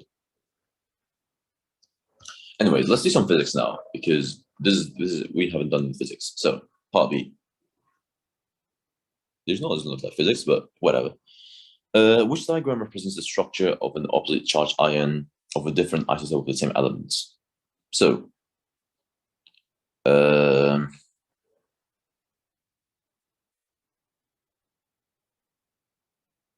nucleus. So, which ones are protons, neutrons, and everything? Okay, so these are the electrons. These are the protons. Where is it?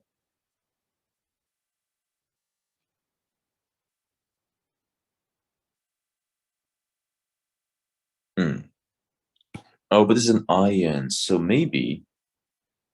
Oh,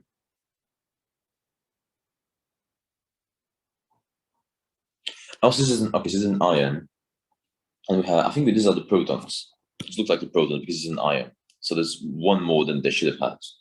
So proton, proton, proton. So it's going to be like, oh, so it's going to be 7, 3. I think it's going to be lithium. This is lithium. Yeah, this is actually lithium. So basically, this is actually airline minus, I believe, because it has the 2 electrons. So you have to look at 7, 3 airline plus, which is the one that has 2 electrons, which is either this one, not this one, not this one, not this one, not this one. And this one just looks very dodgy, but it has 2 as well, so maybe this one.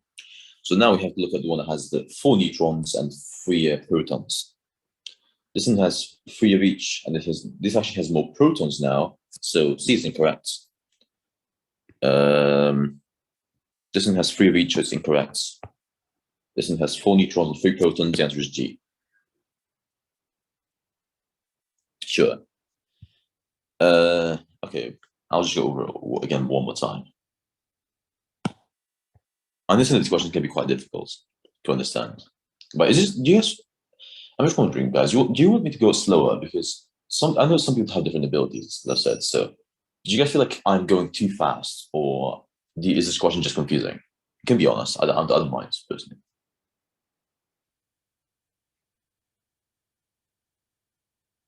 Yeah, good pace. Fair enough. Okay. Some people say good pace, some people say a bit slower. I'll try to go a bit slower. Okay, so the diagram represents the structure of a charged ion of an isotope of an element. Okay, so this is an ion. This right here is an ion, a charged ion. We don't know which ones are the protons or the neutrons, but we have 4 electrons here. Okay, so 4 electrons equals ion. So that means that these can't be the protons, like the shaded ones. They are not protons, because otherwise it would not be charged ion. So number of electrons should not be the same as the number of protons in an ion. So that is why we can infer that the white ones are the protons. Doesn't make sense.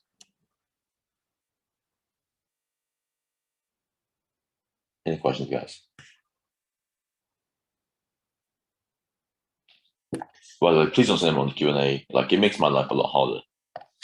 Please send them on the I will not see the Q&A until the very end. So like your questions will probably be ignored if you send them on the Q&A. Please send them on the chat instead. Yeah, sure. These are all the answer.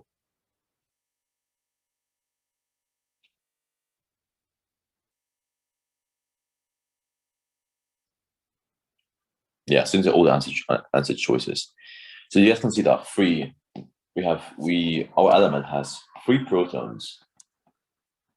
No, yeah, 3 protons, 4 neutrons, and 4 electrons. If you know your chemistry, you would know this is going to be lithium. So 7,3 Li. That's lithium. You don't have to know this. This is just something I would probably recognize instantly. And I would just know, okay, there's 4 electrons. So it's going to be like a negative one. So we must look at the one that has a Li plus, because it's asking us for the opposite charge ion. So yeah, this is 7,3 Li minus, and this right here, you can see has 4 protons, no, 4 neutrons. No, is this one the right answer? No, there's nothing here. Wait a sec. Wait a second. Okay, so we must look at the one that has only 2 electrons first. So it can't be A, because A doesn't have 2 electrons. This does not have 2 electrons, not 2 electrons, no 2 electrons. So it's going to be either B, C, or G for this. The problem is, this has 4 neutrons. This only has 3 neutrons. So it can't be B because of this. The number of neutrons is not the same. So B is not the correct answer either. In 21, I'm just a bit concerned about something. It's just me that this question has a bit of an error. Let me just review something, which I'm really curious about, which is, okay. Oh, of a different isotope. There we go. That makes a lot more sense now. Different isotope. So it's the same like, so it can't be A, because I'm talking about, so let's eliminate electrons first. It can't be A, can't be D, can't be F, and it can't be. So we talk about a different isotope now. So it can be 6 Li 3 plus or 8 3 Li plus. So it can be looking at something like between 3 and 5 neutrons. This one right here, as you can see, that has 4 neutrons and 4 protons. So it's still a different element. So G is incorrect. And then we have either B or C. But C has 4 protons again, which is different elements. That is going to be, I believe, it's going to be magnesium. I might be wrong. I think it's magnesium. I might be wrong, but you have to check. I'm pretty sure it's magnesium or boron. No, boron is after that. And okay, you see here.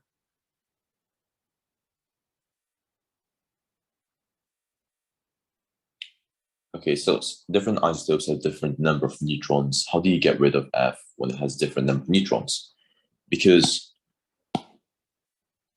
okay, can we agree that there's 4 electrons here? Can we agree that this is lithium? Let's just make an agreement here. Can we agree that the diagram here showing is lithium? Okay, so here, this is lithium. So 4, because if this is an ion, that means that these are like the protons. So it has 3 protons and then 4 neutrons. So there's 7 3 Li. And if it's 3 protons and there are 4 electrons, that means it has a negative charge. Does it make sense? Yeah. So basically, they're asking us for the opposite charge ion over different isotopes. So lithium, it can be 8 or 6, 3, and they're asking for the opposite charge or plus. So we need one that has, so if 3 is neutral, 4 is negative, we need one that has only 2 electrons. So we can eliminate A, D, F, and E very easily. and you just have G left. And you just have to find which one is actually the one you're looking for. So you need one that has 3 protons, first things first. So this one has 4 protons because 4 whites. This one has 4 protons. B has 3 protons and has 3 neutrons, which is a different isotope as the gas. It's like it's positive, which is the opposite charge of the ion, so its answer is B. Any questions, guys?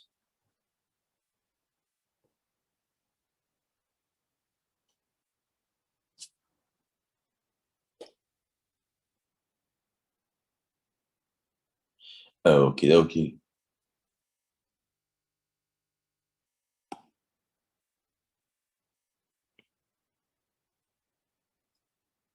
Okay, so how much energy? Okay, I think this might, yeah, specific heat capacity can really tell.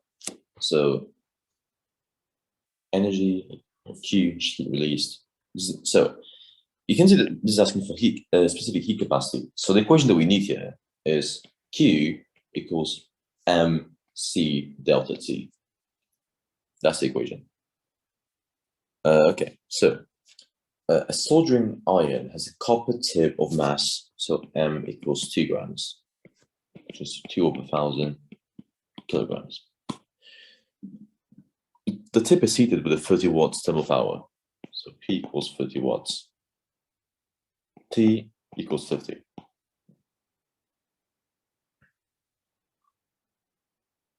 And then delta T equals 200 degrees.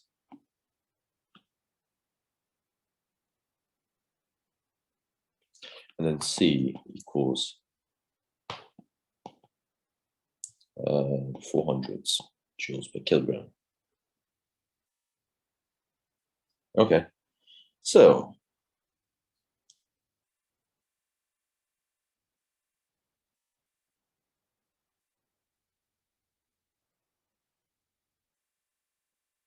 so basically what we'll have to do is P power. So power equals energy over time. Energy is also Q, so E equals Q. So basically PT equals E. So basically we have to calculate how much of the power that was, so we put a lot of power in, but it's not 100% efficient. Some of that power was not used. So we have to calculate how much of the power was actually used for that. So Q equals 2 over 1,000 times 400 times 200, because T 200, C equals 400, M equals 2 over 1,000. So we can cancel. Twitter be like, okay, and then we get 2 times 4 times 20, which is equals to, okay, so 8 is going to be equals to 160, I believe. So we get 160 joules. Okay, so you get 160 joules of Q, and then we have power. So energy equals power, so it's going to be equals to 30 times 50, which is going to equals to, I was going to be 1,500. And we just do 1,500 minus 160 equals to 1340 joules, which is the energy that was transferred to the tip, to the surroundings. So the energy was not used. Let's see. Any questions, guys?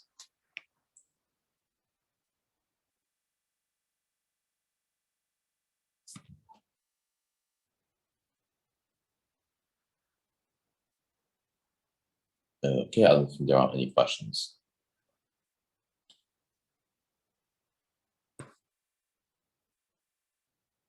By the way, guys, please, I don't look at the Q&A right now. So like, if you answer the Q&A, I'm not going to see your question because I can't on my iPad, so I can't see it unless I leave the,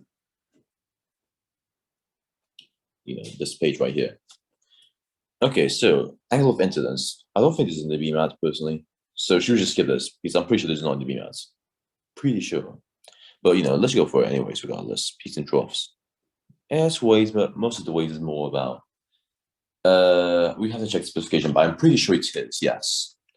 I'm pretty sure I have seen it, but I'm not sure if I'm confusing the BMAT and the NSA specifications. So I might actually just check that right now. Give me 1 second.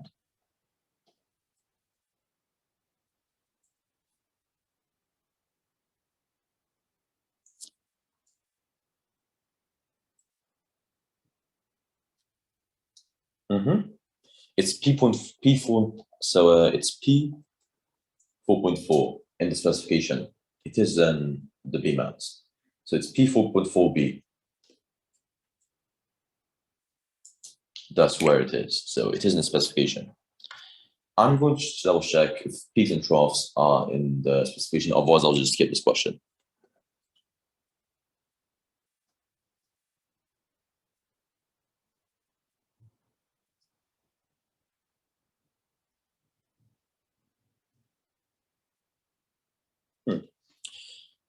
It's a bit ambiguous, so I suppose you can go over it regardless. It's a bit ambiguous because they ask to understand the reflection of a surface, but don't specifically ask for like these kind of things. So we'll go over it regardless. So, okay, so a water wave is traveling a shallow water tank. The wave passes from region X into region Y, where the speeds of the wave differs that's in region X. The diagram shows the direction of travel in these two directions and regions and peaks of the wave that are separated by one wavelength. Okay. In region X, the angle between the wave peaks and the boundary between the region is theta. Okay. And then in region Y, the angle between the wave peaks and the boundaries phi. What are this is phi, by the way, if you don't know. What are the angle of incidence and the angle of refraction in this region is the speeds. Wait, what are the angle of incidence and the angle of refraction? And in which region is the speed of the wave greater? So first things first. So the speed of the wave is going to be greater. So this is water, this is air. So yeah, I'm fine. So the speed of air is going to be faster than the speed of water because the medium is not as dense. So we can just eliminate y, the one that have y in it. So you can eliminate b, d, f, and h because we only need the x going to be where it's the fastest because the medium. And then the angle of incidence is going to be theta and phi. But I'm trying to think of a way to actually explain this properly. So going through this direction, basically. Okay. Direction.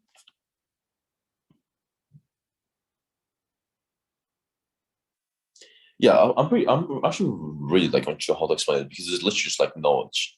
But the answer is going to be A. It's going to be the angle of incidence. It's the angle coming in and the angle of fractions that like the angle leaving. Does that make sense? So it's going to come at this angle. Then it'll kind of what I say is like still like this theta.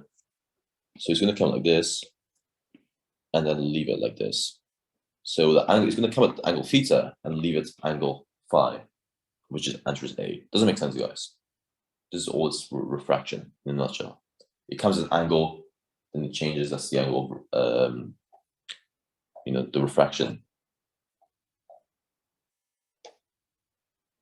Awesome. So that's about it. I'm going to speed run through some extra questions, and then we'll just end it for today. So, some of an ideal gas is sealed in a cylindrical container by piston, as shown in the diagram. Okay, so what is the new average speed of the particles of the gas? And what are the frequencies that show now when it collides with the surface of the piston? Sounds like C equals F lambda, V equals F lambda.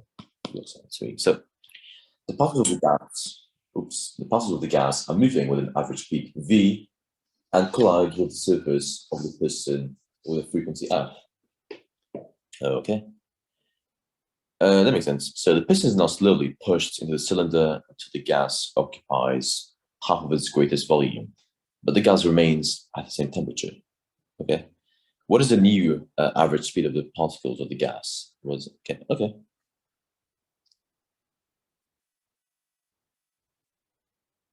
So the piston is now slowly pushed into the cylinder So it's going to be half the volume, same temperature. So I think that as the temperature is the same, there's not going to be any difference. There's going to be more frequency, so double the frequency, but as the temperature is the same, the kinetic energy is the same. So same temperature equals same KE. So therefore, V is the same. V1 equals V2. So you can eliminate all of these quite easily. And then there's half the space, so there's going to be, the frequency is going to be twice, because half the space, so they'll probably collide twice as often, because it's twice less space, so you have half the space. So the answer should be F. Any questions, guys?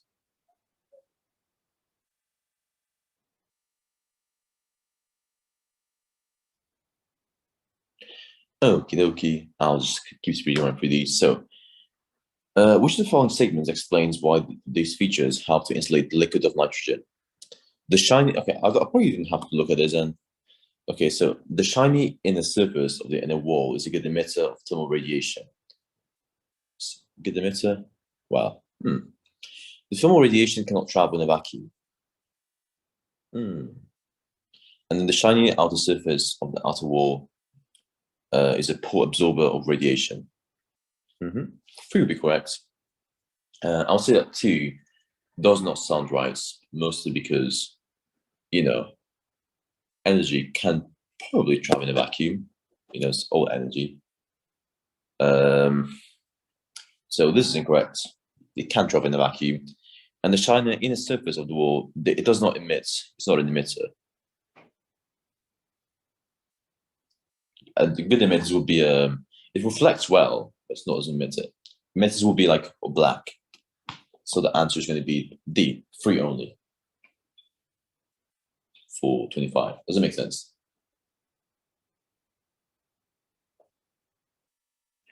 Okay, so uranium 238 decays in series. How many beta minus particles are emitted in the decay of uranium 238 nucleus lead 206? Okay, so let's look at the mass. So 238 minus 206. Okay. It's going to be equal to 32. And we know that this is how alpha particles work. It's 42. So we look at the mass numbers that was lost and the new mass number. So the 32 over 4 is equals to 8. So there were 8 alpha particles, basically, is what we know here. There were 8 alpha particles. So that means that there were 8 4 over 2 alpha. So that means that there were minus 16 of the they were lost. So minus 92 minus 16 plus x being the beta minus particles, equals 82. That should be what we have here. So basically we have 92 plus x equals 98. So x equals going to be equal to 6, which would be A. This is basically how you do these questions very quickly. Any questions, guys? You don't understand. Okay. What's confusing? What's confusing, guys? This is like the most abstract way to do it, but it's the fastest, by the way. So there's actually a great technique that I always use. Okay, so let's think about this. I'll try to explain it a bit slower. The beta equations. Okay, so no, alpha is not helium. Alpha is helium 2 plus. Alpha is the same as 40 He 2 plus. So it has no electrons.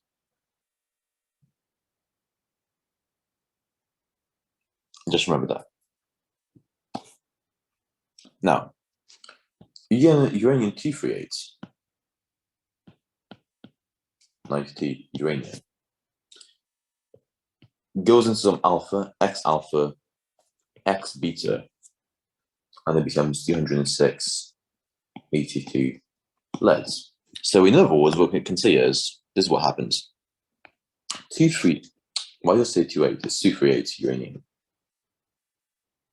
Okay, so 238 92, U decays into lead, so 206, 82 lead plus X 42 alpha plus Y 0, minus 1 beta. Can we just say that we can actually make some of those equations from here? We can say that T38 equals 206 plus 4x plus 0 y. If you look at the mass numbers only, you can make an equation like this. And we get T3. Let's just get rid of the 200s just for, why not get rid of 200s? So we get, so we get 38 equals 6 plus 4x plus 0y, which you can simplify to this. So we get 32 equals 4x. So x equals 32 over 4, which equals to 8. Doesn't make sense, guys. So we found out the number of alpha particles by using simultaneous equation like that. So basically, like making an equation in terms of the mass number. And now we know that x equals 8. So now we know this is the case. Any questions so far, guys?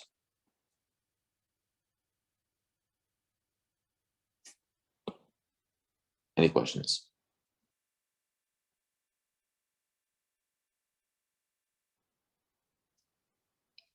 I don't think there are. Okay, fair enough. Okay, now we do the same but with mass numbers. But now we have the number of 8, so we don't have we only have one missing variable, not 2. So it's always a great thing. So now in terms of mass, atomic number, not mass number, so atomic number. 92 equals 82. You can just make this 10, so you can just do that now. So 10 equals 8 times 2 minus y. So 10 equals 16 minus y, and then y equals 16 minus 10, which equals to 6. And that's the number of beta particles, beta minus particles. Any questions?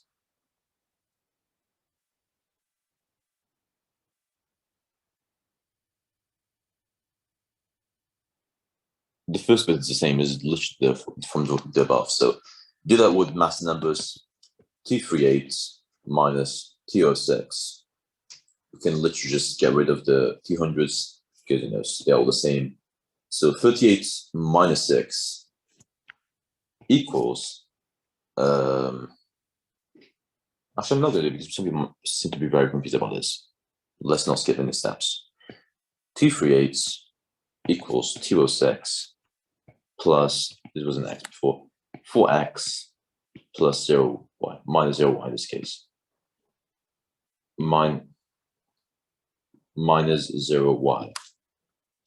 I'll have that here at the top. M equals 238 minus 206 equals 4x, because you cancel the 0y.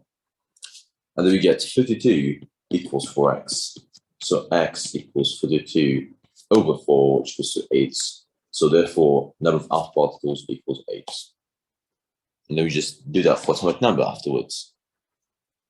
So you get this 8 from here, and we use that 8 here. So we do 92 equals 82 plus 8 times 2 minus y. Just simplify this so you can get 10 equals 8 times 2 minus y, which is 10 equals 16 minus y. So therefore y equals 16 minus 10 equals to 6. Therefore the number of beta particles is 6. Does it make sense?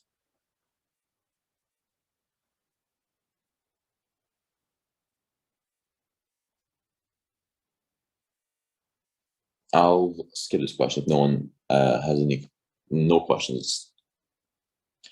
Okay, that's all. So next question.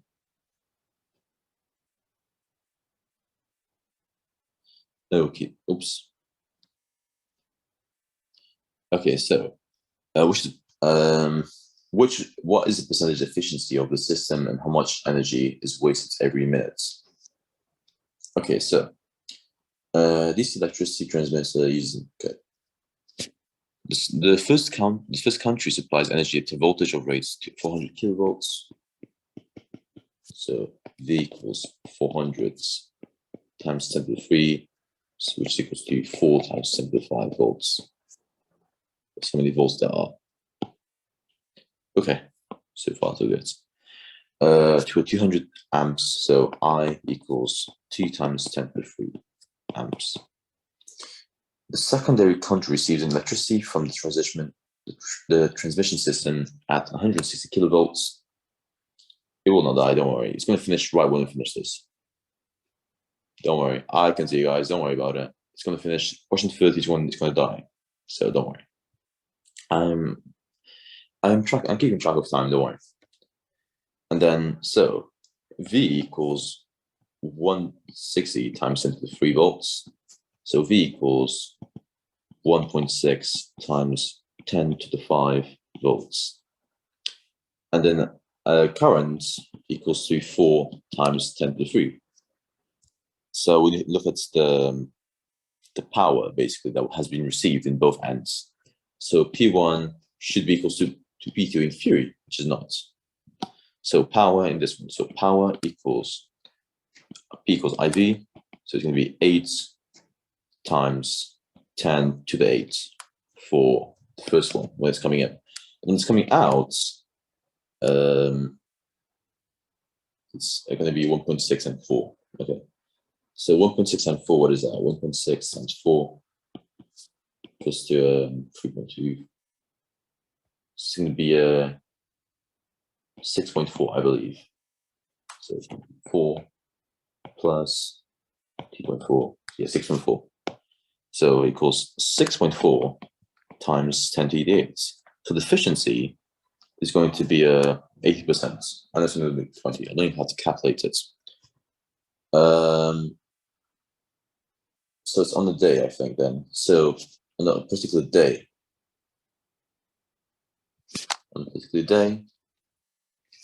that makes sense. And so basically, well, the energy wasted was 1 minus 6.4 equals to 1.6. So we do 1.6 times 10 to the 8 over 24 times 3,600, I believe, every minute. Every hour times every minute. So 1, 2, so it's 10 to the 6. So the answer is going to be 1.6, or just let's make it 16 times 10 to the 5. Let's just get this so I get more space. Over 24 times 56. And you can probably just subtract and factors from here. So we can just say that's 2 to the power of 4, I believe. A second. Yeah, 2 to the power of 4 divided by, so it's going to be 12. 2 to the power of 3 times 3, so 8 times 3 is going to be 24 times,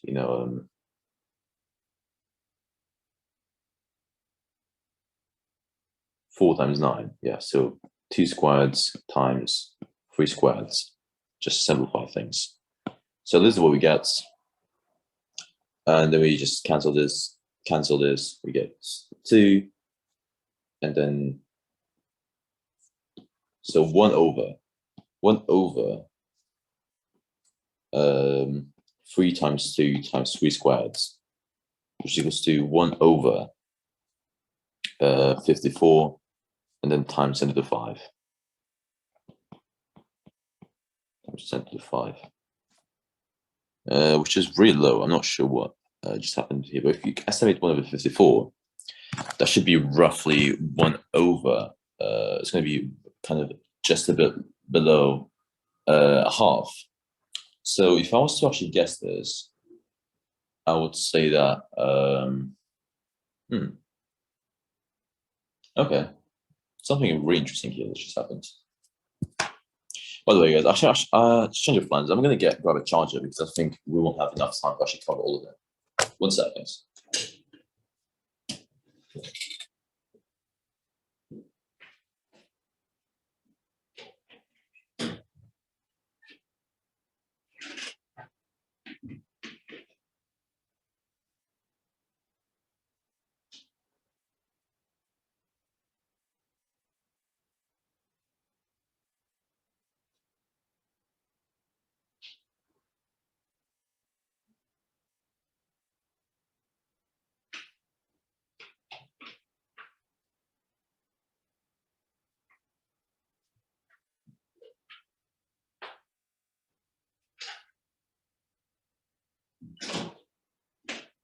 Okay, okay.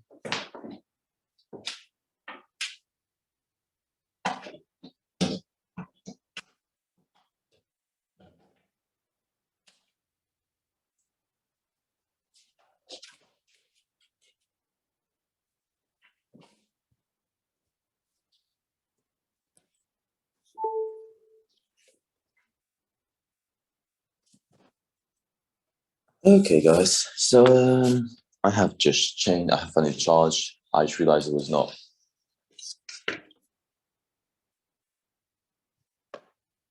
Okay, so mm,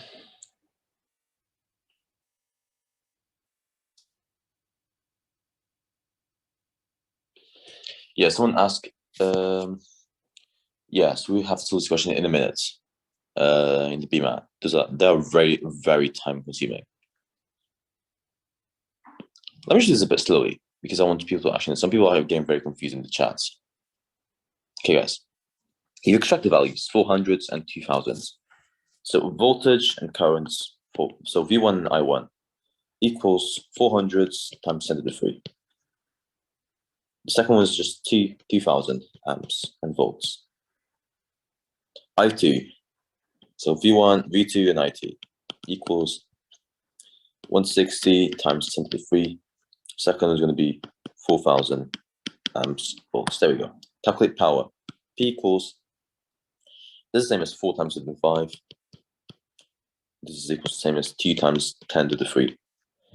So 4 times, so P1 equals 4 times 10 to the 5 times 2 times 10 to the 3, which equals to 8 times 10 to the 8, because powers they add.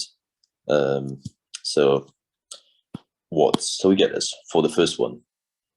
For the second one, we get, okay, so this is the same as 4 times 10 to the 3, 4 times 10 to the 3. Let's make this one 16 times 10 to the 4, just to make this a bit. Okay, so P2 equals 16 times 4 times 10 to the 7. So P2 equals 64 times 10 to the 7 watts.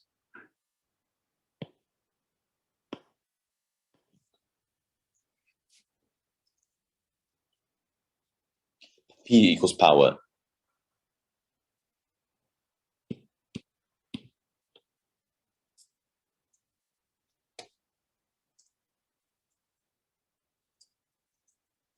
Now, if you want to calculate the efficiency, we do 64. Okay, so let's make this to the power 7. So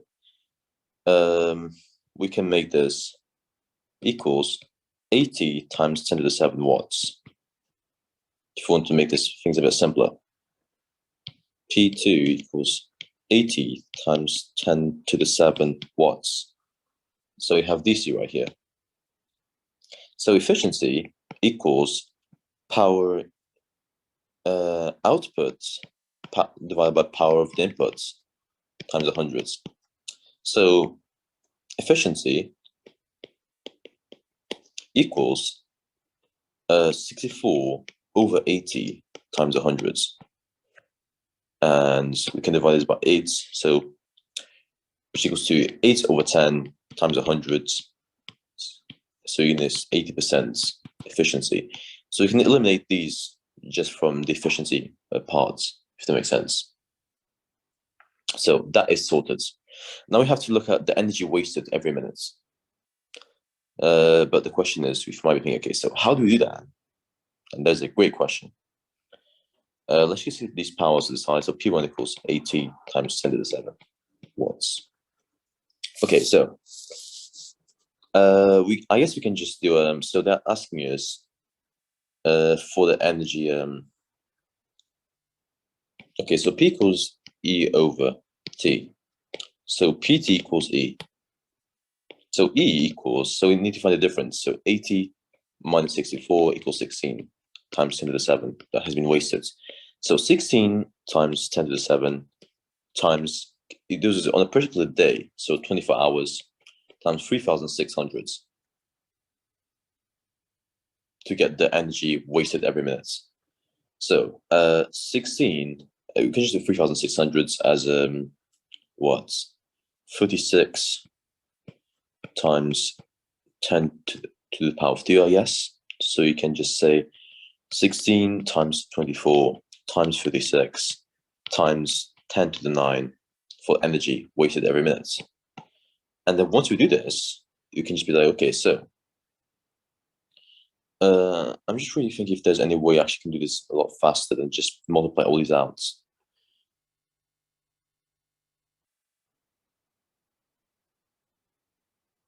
Oh, it's seconds. That is a very good point. It is 60 not. Mm-hmm. That is correct. I had did an oopsie because that will be every second.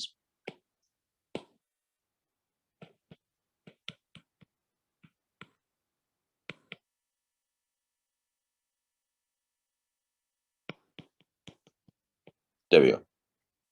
Oops. So it's going to be 16 times 10 to the 8 times 6 times 24. So it's going to be the same as, well, which one can we make it a bit faster? Because 96 times 24 times 10 to the 8.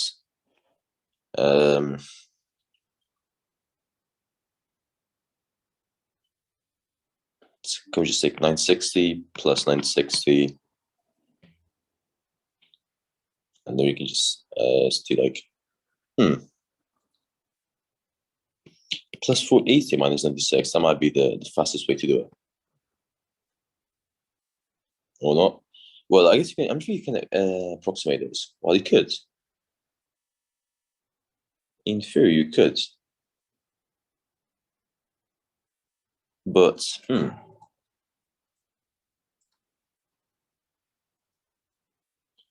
So for the 16 times 24 times 60,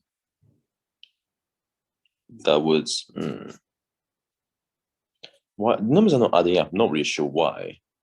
Like we got the first efficiency, so I'm thinking what is actually going on here.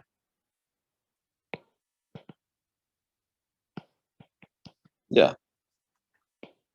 Yeah, this is correct for sure. E equals 16 times 10 to the 7 times, the problem is, okay, 24 hours times 60 minutes. So what is wrong with that?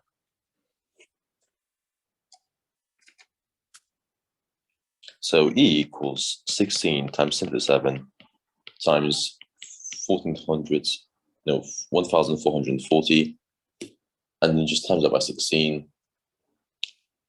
But so that's still not given per minute because that would give us around 2, but I don't think that is correct. That does not sound correct at all to me. What is wrong with this question? I'm thinking, what is wrong?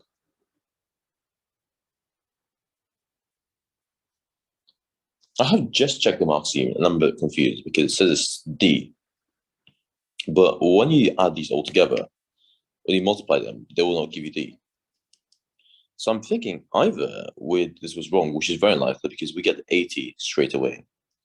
So I think there must be wording in the question, which says, okay, one country's number on a particular day, the first country supplies liver. Okay. Yeah, so there's not really given as much. It just says on a particular day. So I would assume that a particular day is meaning 24 hours, which is 1,440 minutes. So if you do that, let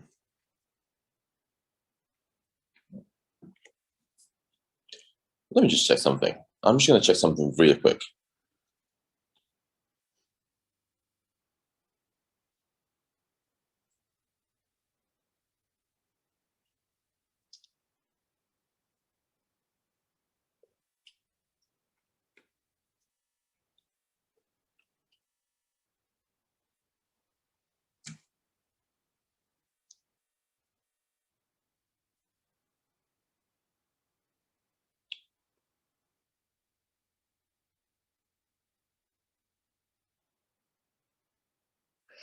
I have to, by the way, I've just checked the answer, and apparently it's this one, but apparently this is actually really badly phrased because if you do this, just times 60, you'll get the correct answer,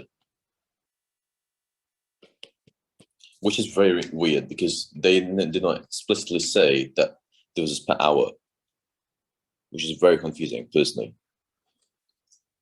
Because if you look at the mark scheme, it says 27D, but they said every day. So I would assume that one day would have to multiply by 24 hours, which is not the case with this question. So they've probably done something which is very badly rephrased here. That's just a very bad quality question, I'd say, because they're assuming that this is 1 hour. They're assuming this is 1 hour in the question.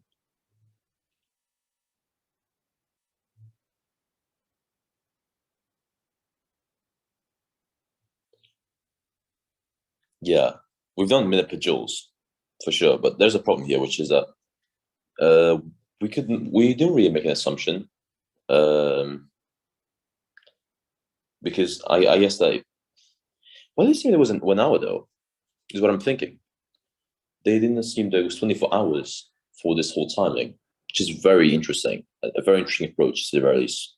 I'm going to check back on this, and I'll probably just get back to you guys. But this is really weird. I'll check with some of my friends that do physics. Okay, electricity. There we go. A classic. Okay, so question 28. Okay, transformers. 240 in main supply. Voltage 12 volts across it.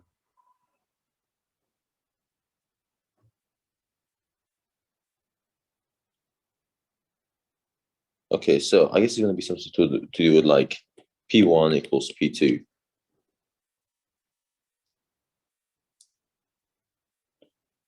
So V1 I1 equals V2 I2. It's the only thing I can think of. So power N.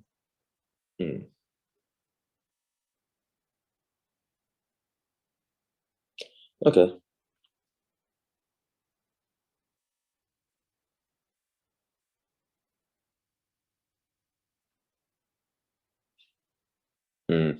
Interesting.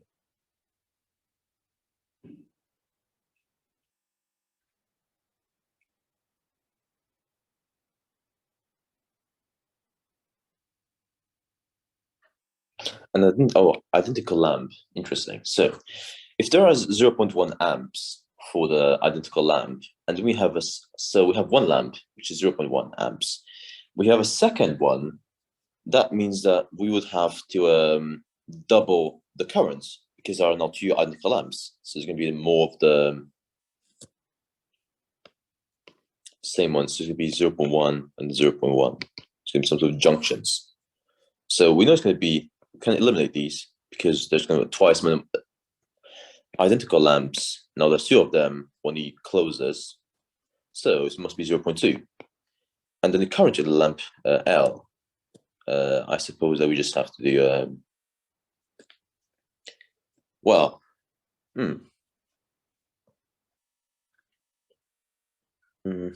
okay, very interesting.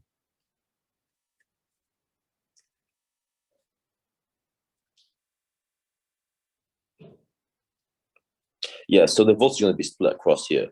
So the volts are going to be 6 volts. So V, because the power is going to be split into two of them. Okay, we must calculate the power first. So P equals IV. So P equals 12 times 0.2, which is equals to just 2.4. So it's going to be 1.2 watts here, 1.2 watts here. So the way to actually get the, what is it called? This is quite weird, isn't it? I would not be expecting this here.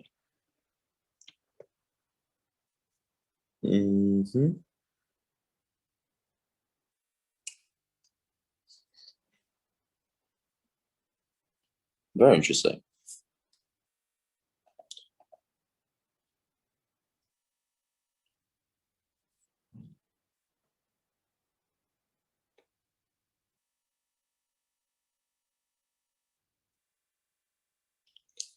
I know it's E for some reason,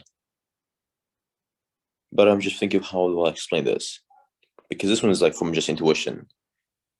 I could just tell it's going to be E, but how do I explain this?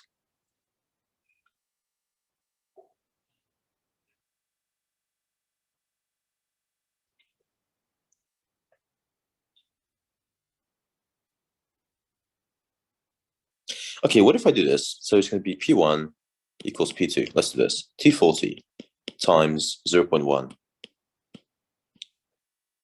And then we just do, it's going to be 24 watts out. So 24 over 12 equals 2 amps. There we go. Yeah, 2 amps. So what I did was P1. I just tried to find the current on the second one. So I did V1 I1 equals V2 I2. And then what I did was I did V1, oops. I did I2 equals V1 I1 over V2. And then if you put all together, one's basically one's the inputs. So 240 from like the main supply times 0.1 from the primary core divided by the voltage from the lamp, which is 12. So you can just know that it's going to be 20, because you cancel out, it's going to be 20. So 20 divided by 10 is going to be 2. So the answer is 2 amps of current.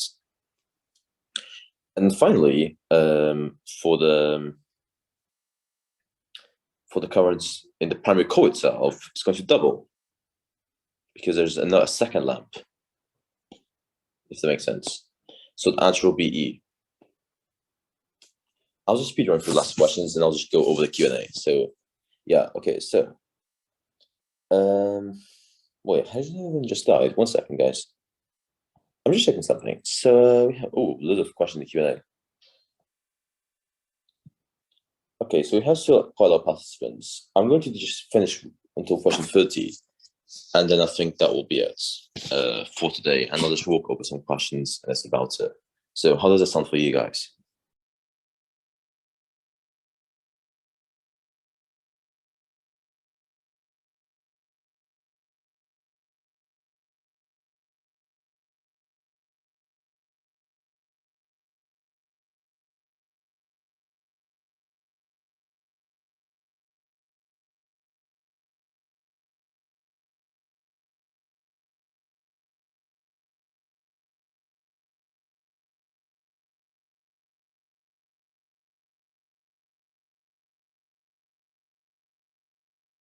Wait, guys, can you hear me?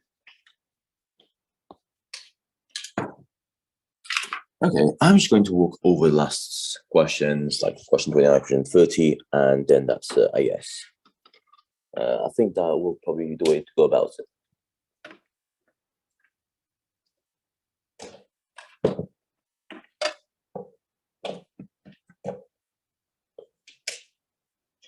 Okie dokie, so let's go. So this device now has charge, and this one has charge too. Good. Okay, so what is the initial magnitude of the acceleration of the rods, and what is its direction?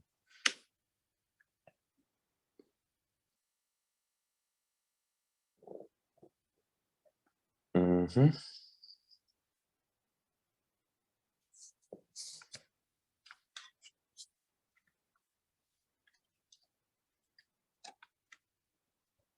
Okay. Mm-hmm. Okay, so two fixed horizontal metal rails are side by sides and 12 centimeters apart. Okay.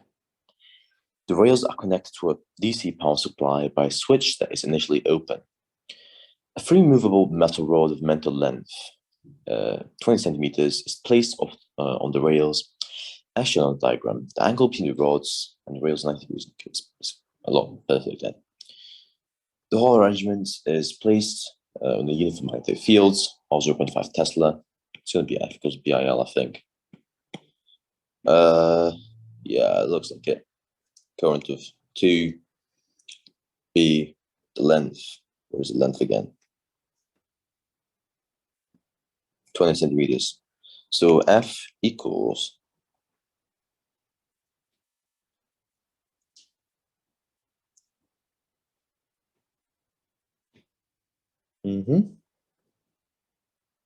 Okay, so F equals 0.5 times currents.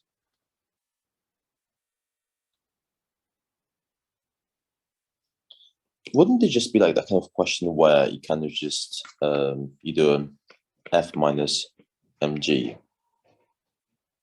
over A, and then the other one's like F plus mg over A to find the mass? Because this is what it's looking like to me.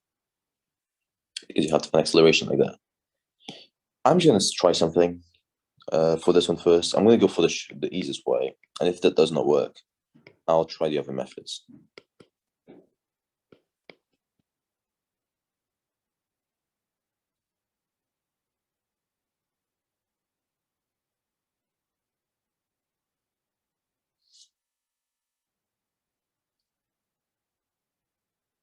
Okay. Okay. Yeah, I think in this case, we're actually going to need that one because, okay, so F minus mg over A. Yeah. And the other one's going to be the F plus mg.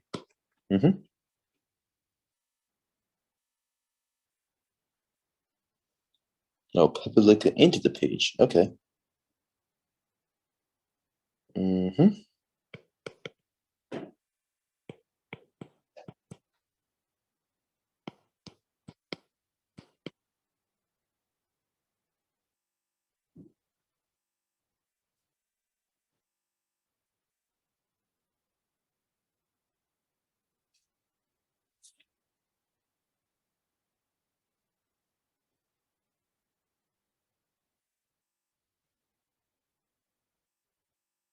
Okay.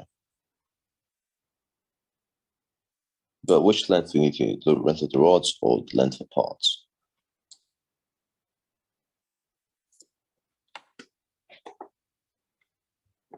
Okay, in the meantime, I'm going to join with the other one as well so you can see me. There we go. And I can see how many people there. Okay. Well, this is definitely a pretty tricky question, which I am having some trouble with. But we would not get something like this on the BMAT. This is like very hard on the harder side. But it's so good to know how to solve these. I'm thinking which would matter in this case. With the magnetic field, I think it might be the distance from here. 12 would be the most important. The rod does not seem very significant to me. So what we do is calculate the force. Yeah, I think that sounds about right. Let's see it. So F equals 0.5, so it could be 1.2 times 12 over 100. So it's basically the same as 12 over 10 times 12 over 100. It's going to be 144 over 1,000, which gives us 0.144 newtons. But that is F. The weight is going to be equal to 0.4. 0.4 newtons. So we have 0.4 minus x equals 0.144. I can't write for oops. 0.4 minus x equals 0.144. So x equals 0.4 minus 0.144, which is equals to 0.256 newtons. So actually minusing. So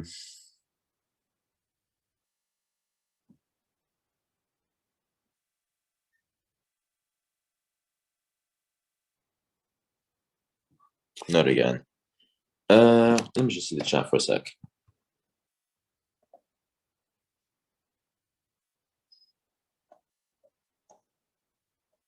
Yeah, you get this record. You get this sent to you by email. Wait, I don't think by email. I think you have to go to the website.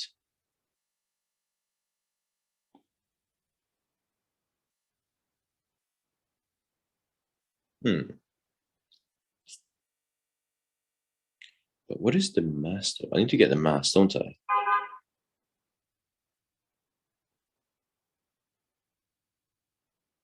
I do have this. I do. I remember making this question. I have a full guide on there, but I need to find it because this question was the one that I really found really annoying. And there's actually, I remember seeing this question before, not in this paper, but I remember it still elsewhere, and I had to make a whole guide on it because it was really complicated.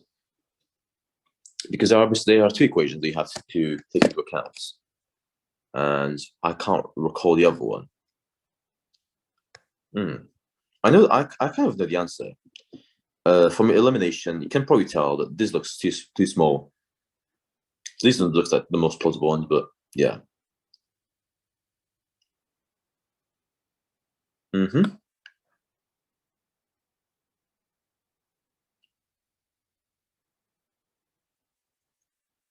The problem with that, well, actually, yeah, there's a because like with this, you can just this is the rod without moving. Okay, I just realized, yeah, this makes life a lot easier now. You can just say, oh yeah, there we go, mg. So the mass is going to be equals to 0.4 over over 10 because of 0.04 kilograms. Okay, yeah, that makes a lot more sense. That actually makes life a lot easier, regardless. But yeah, we've used Fi equals BIL, which is here. Oops. And we have this now. Okay.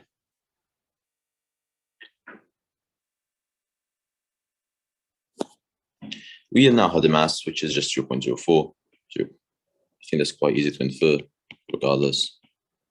But I don't think that makes life any less easier for us, in a way. But what if I just do this, which is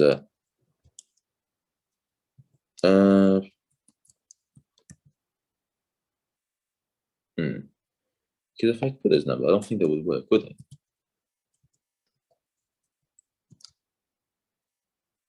Because I think this might be missing something. If it's in this way.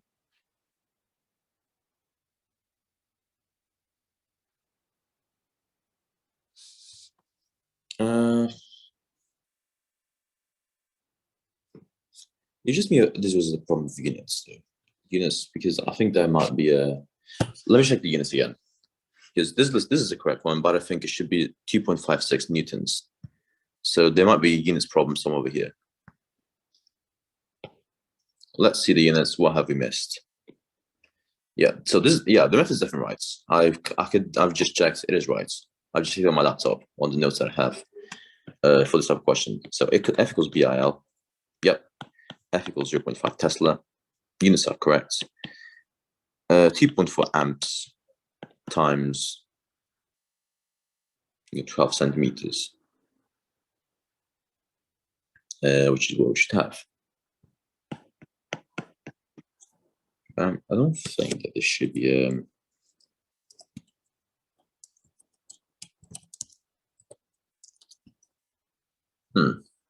But yeah, the force equals 0.144 newtons. Okay.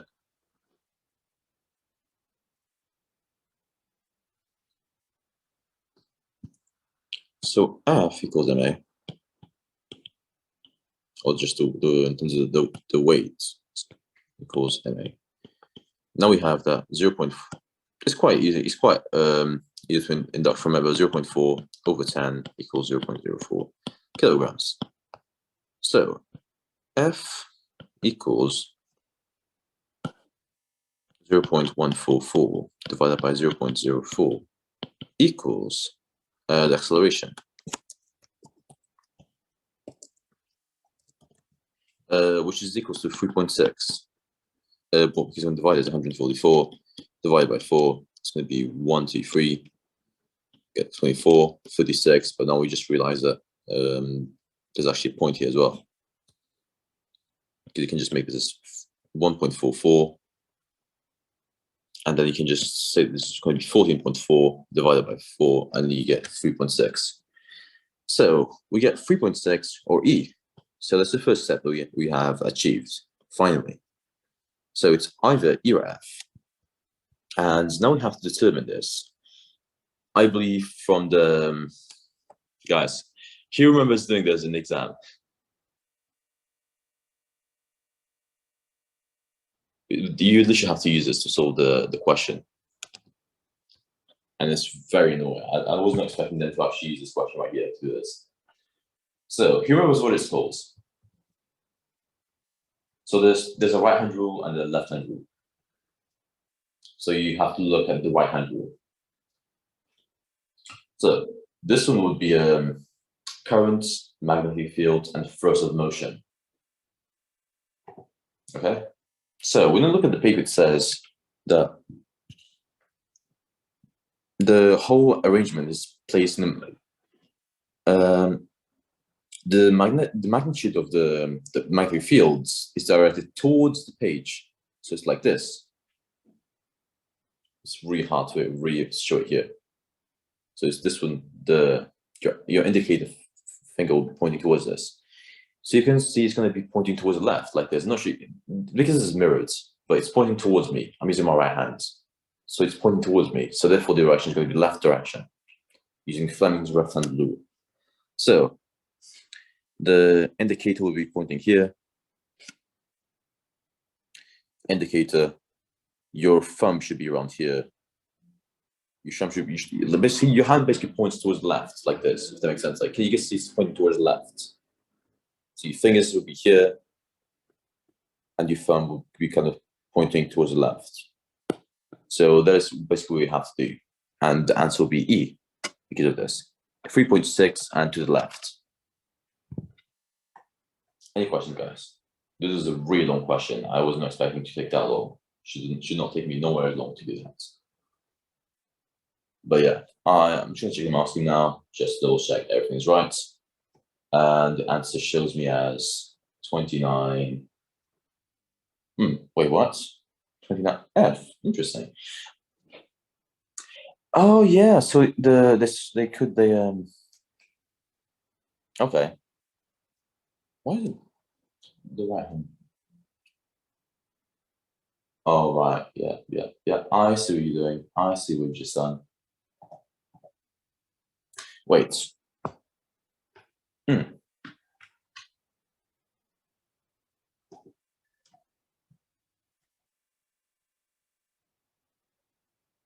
I do need to review this one.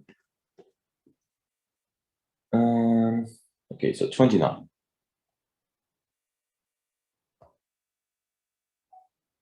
It's going to be to the right because of the right hand rule. Interesting, but if I do it like this, towards it.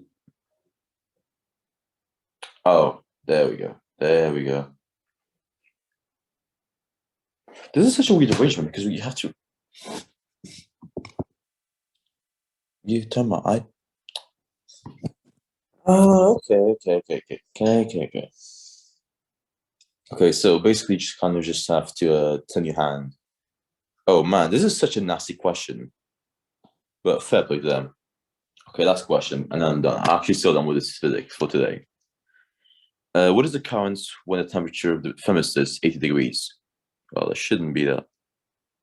Is this like just data analysis? Temperature. Okay, so 80 degrees should be here, so it should be here. So it's going to be 40 ohms. Voltage is 12, so V equals IR. So V over R equals to I. Voltage is going to be equals to 12 over 40, which is the same as just, you can just divide this by what? 6 over 20 equals to 3 over 10, which is going to be 30 milliamps. So that is the answer for this one. But that is not correct because we thought it takes something into account, which is that the current of the circuit is 25 milliamps. Oh, okay. Okay. 25 milliamps.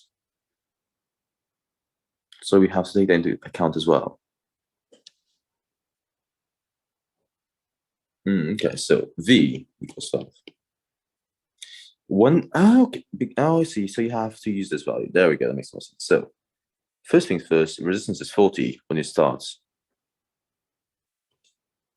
Very bad.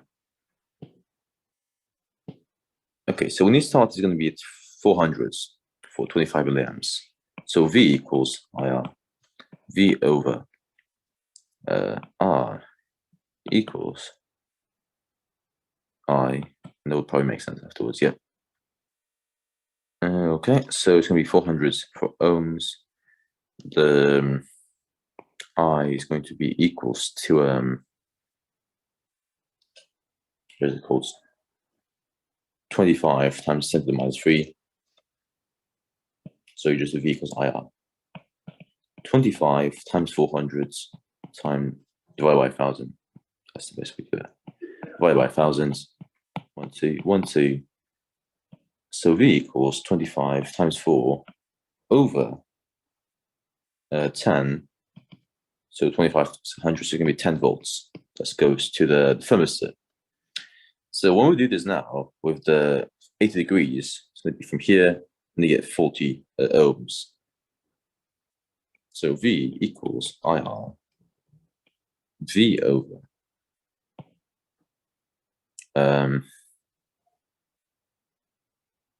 Interesting.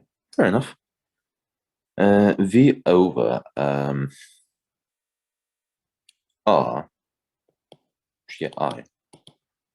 So I'm wondering, do we just do 12 or the other one?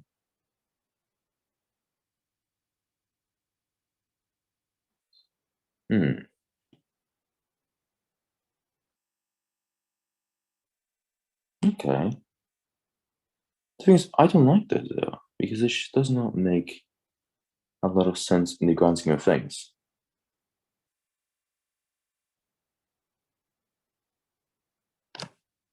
80 degrees, and then 10 degrees here. I really need to look over this paper. I should have done this before this session actually started, so I can be more fluid about it. I would have skipped this question if it was a test. I actually would have. I'm not even being I'm being completely honest here.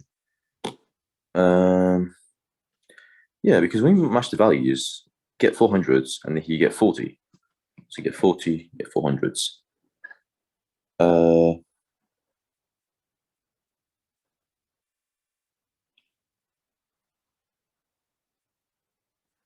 Okay, we have thermos and a fixed resistor.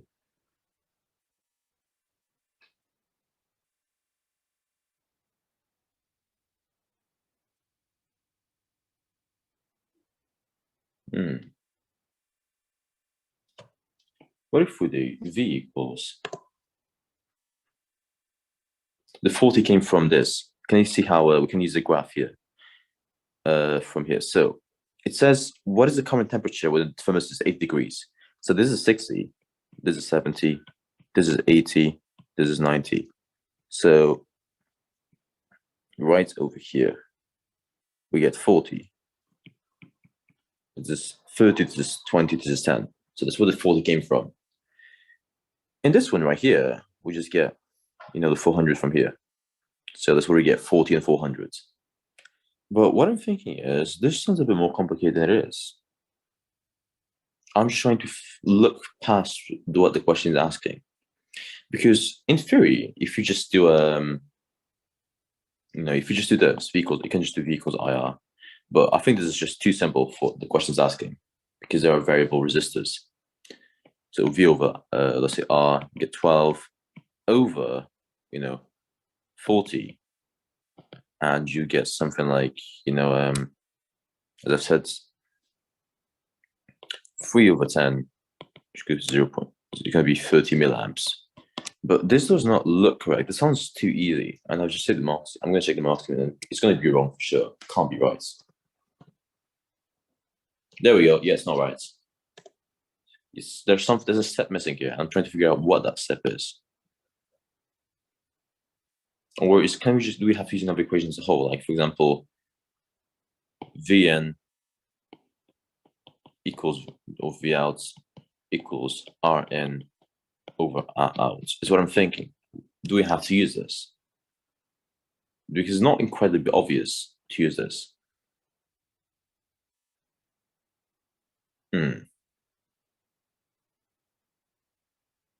Actually, I might try that actually, because that actually would make a lot of sense when you think about it. And then we can just use the voltage that's going out. So voltage in, so 12 over, we don't know the voltage, equals, answer is C. Resistance, so can we just do 400 over 40, so equals 10. So 12 over V equals 10. So V equals 10 over, no, V equals 12 over 10, yeah. V equals 12 over 10, so V equals 1.2. What if I do that now? That might actually work now if I do this. Okay, so I have this, but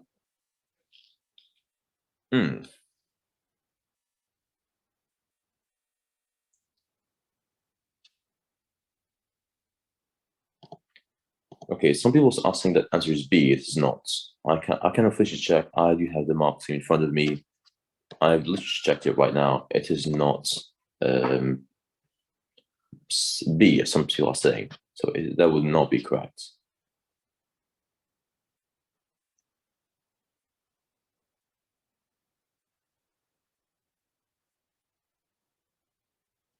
But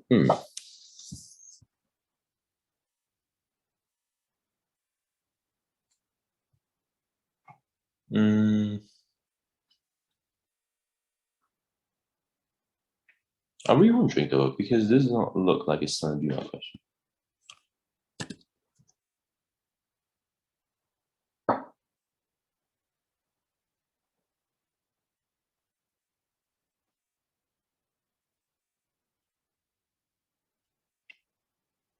The B is not correct. It is C.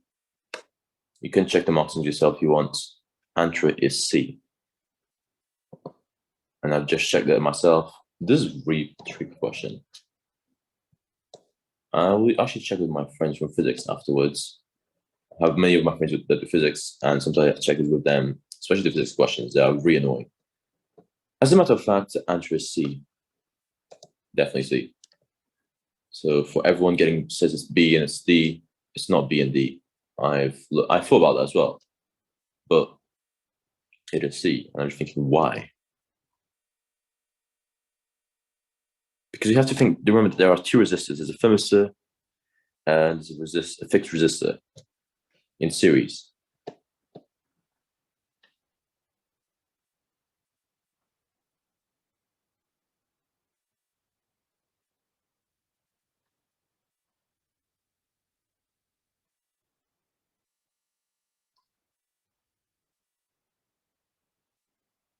Hmm.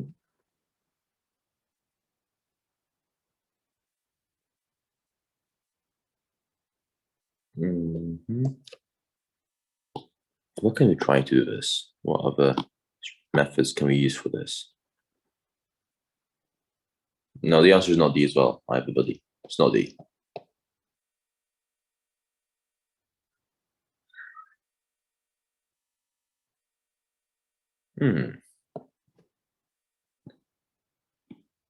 This is a really horrible question. Why do you have to give that to them? Retest your understanding. Appreciate it.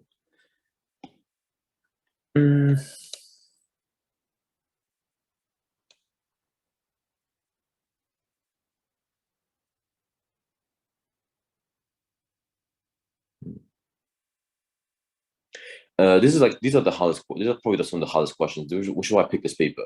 I regret it, but I picked this paper because it was really hard. The questions will not go this ridiculous. This is ridiculous for you getting BMAT. Maybe some of the other the first one, but this one I would not. I would say it's too hard. Like I'm used to doing BMAT questions, and this is not. I do the natural science paper sometimes to just check a question or other that might be good. But these questions, for example, especially the electricity ones, are too hard for the BMAT, which is why I myself am actually quite struggling with some of these, as I'm trying to work it out because it doesn't make sense. We have 12 volts, so V equals 12. That should be a given. So at T equals 80, R equals 40. At T equals 10, R equals 400. So I think if there are other equations that we can look at.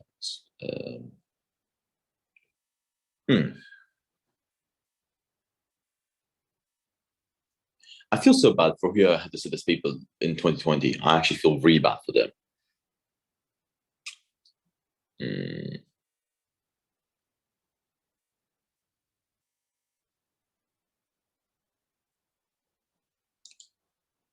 Yeah, whoever said this natural science paper. No, because I remember that Cambridge actually if you couldn't sit the BMAT last year, they may take the natural science admissions test, but they took the physics out. And now I can understand why they took the physics out. That's completely understandable now.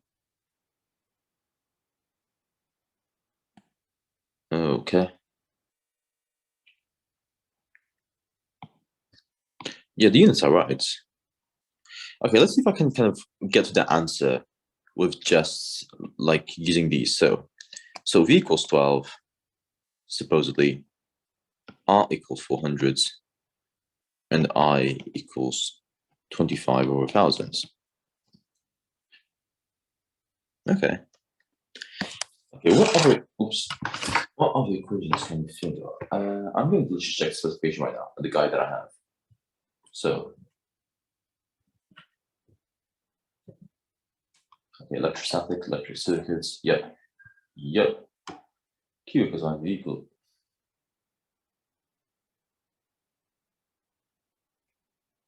Not charged. Yeah, I mean, there's literally not really anything else that would be different from us, I would say.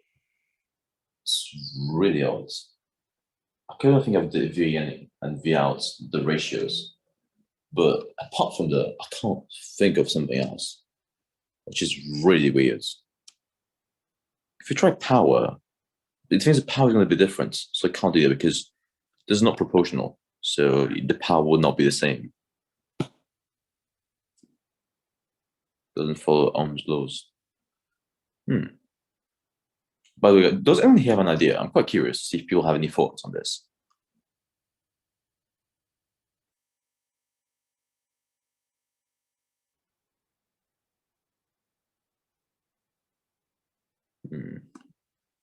And by the way, guys, who's doing it? By the way, I'm quite curious. Who's giving this a go?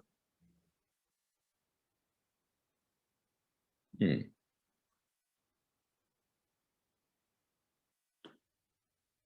enough. Any thoughts so far? Well, I guess that could work, but would it? That's what I'm thinking. Yeah, let's try E equals V plus IR, internal energy. That might actually work. That's a very good observation right there. So we have E, which is the okay. Okay.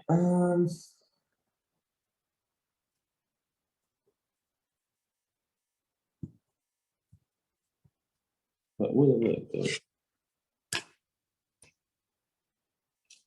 So let's the EMF. So the EMF, would that work? Possibly. We shall see. So the electromagnetic force of 12 equals V plus IR. So it's 0.25 over 1,000 times. I think that actually might actually work. 400. So we basically just do this, and this. So you get 12 equals V plus 0.25. Okay, so it's going to be 1 over 10. So So 12 equals V plus 0.1 volts. But would that even work? I don't think that would make a huge difference in the grand scheme of things. Or would it? Okay. Okay, what if we do, yeah, let's try it. But we don't have the current though, so we can't actually, because we don't know. First, we don't know what the voltage is going to be on the thermistor or the circuit itself. So that might be quite tricky to do. It's not in the specification. I've checked. It is not in the specification. I'll just double check it for you. Because some of the, okay, so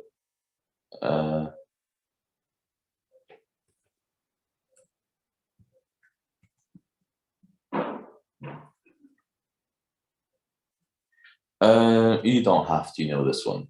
I have double checked. You don't have to know that equation. This is like for physics A levels. You'd use those equations, but not that one. So this is like, I mean, the NSAA is like a bit above we have to know for the BMAT, which is why I decided to pick this paper in the first place, because it's really hard. And it goes into some A-level stuff. But it's probably went a bit too far to the point where all of us are going to be stuck here. I might just ask someone that does physics and actually literally just come back on this chat with this one. Okay.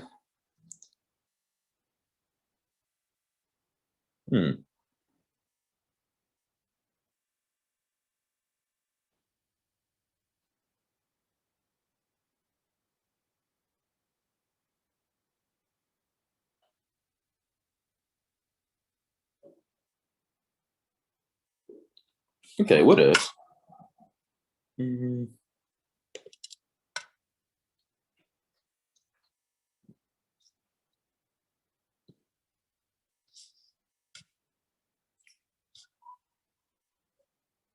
Actually, I think it might be V equals E minus IR.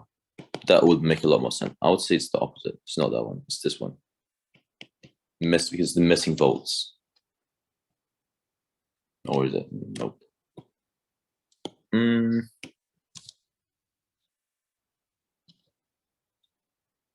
It's been a while since I've done physics. Oh yeah. Yes, plus IR. For sure. It is plus IR. But all right, guys, what I'm going to do is, I'll be honest with you, I actually can't do this question. This question is too advanced for the BMAT, which is outside my scope, so I can't do this question. So I'm going to let's check back with people from that do physics on this one. I'm going to end the session now. I'll just check with them and ask them the answers. How does that sound to you guys? This question is not on the BMAT. I can assure you that. It's too advanced, but I need to double check this because I'm quite curious right now. So I'll probably just give it as a stab without actually wasting people's times. So yeah, thank you for attending the session, and that is all for today. I'll probably just check the Q&A and answer some questions before we just end, but that will be about it. No worries. This question was a bit weird because I have never seen these questions before, if that makes sense. I just came to the session literally just winging it because I thought it'd be more natural. Because like most people that would do this, they'll probably just like do all the questions beforehand. But I was trying to show you how I'll actually try to figure out and solve a problem. This has been sorted. BMAT score would be great. 6s. Okay. Okay, these are all have been already answered throughout the session. I got 6s, high 6s. Have you been preparing for the BMATs? I literally just used the second to not. Well, I haven't prepared because I haven't done this in a year. I only do strategy, not contents. For the BMATs, so I should actually brush up on the. So I can actually do the NSAA, but I've been just preparing with the C knowledge guide and just literally my own techniques as I do that every year. Doesn't matter what section you start with. Managing time, literally just try to the papers in less time that they have. So, for example, if it's half an hour, try to do them in 25 minutes.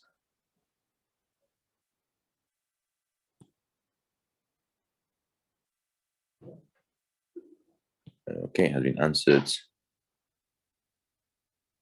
Yeah, that has already been covered in most of the sessions already. Okay, we're doing a summary.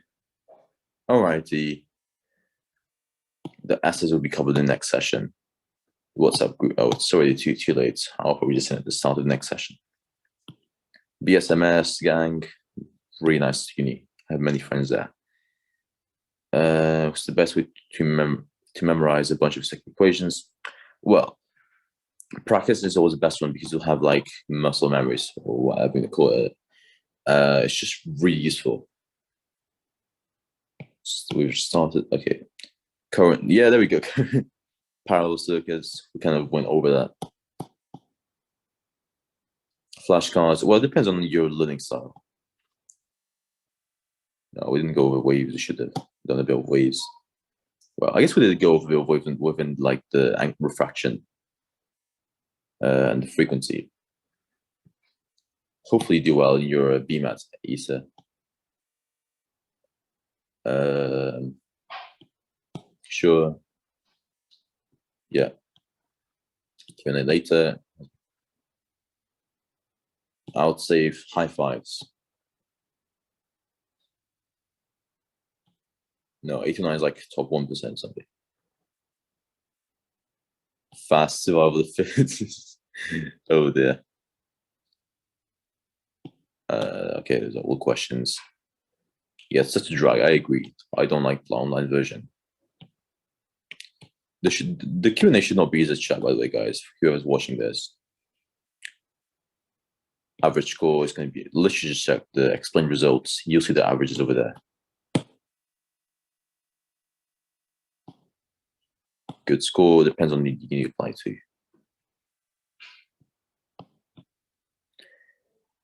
I hate maths and physics questions, and yes, I find it easy when I'm doing it. When looking at the marks scheme, it's not great. Honestly, literally just practice. Like, I know it sounds very cliche, but it's practice and improving strategies. It's all about that.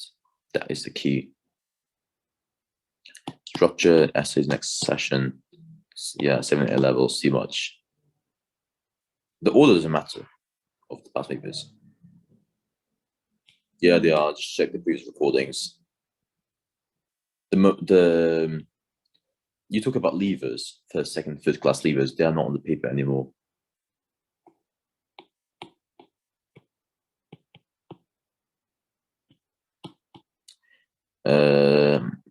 Teachers, I would say so, but I feel like teachers don't know what to look for when marking BMAT essays. They're not qualified enough for it because it's different.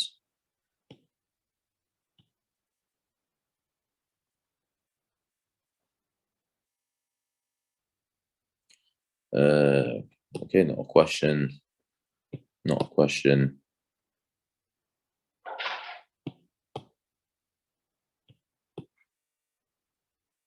Lancaster, high fours, maybe low fives. That should be enough.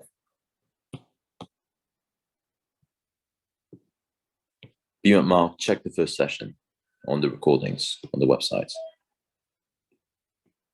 No, you don't need physics A levels.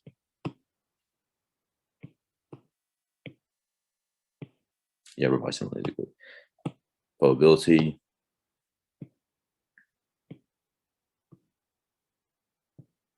Has already been answered.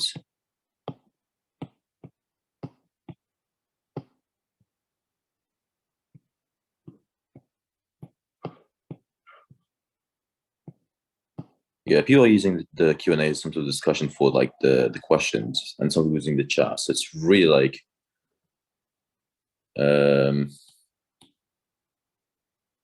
was not reading the comments, by the way, guys, because I was told like it was Q&A. So please look at the chat next time.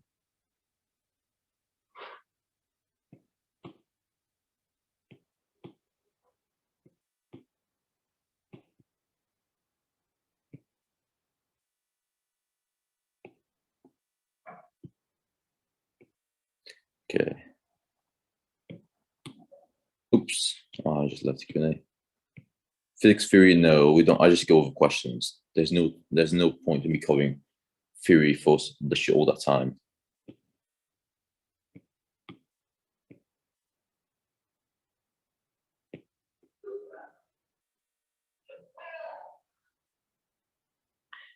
Yeah, so all NSAA questions, no, all BMAT spec questions are on the NSAA, but not vice versa. The NSAA has a bit more.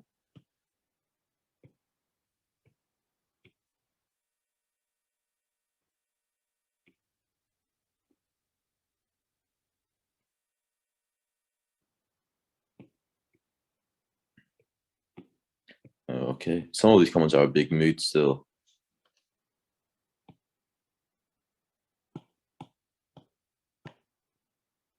Yeah, too many like Q&A stuff. There we go. Let me cut this out. Let me cut this out. Let me cut this out.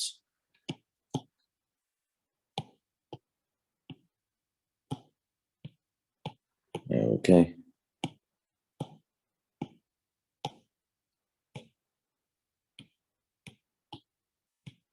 Okay.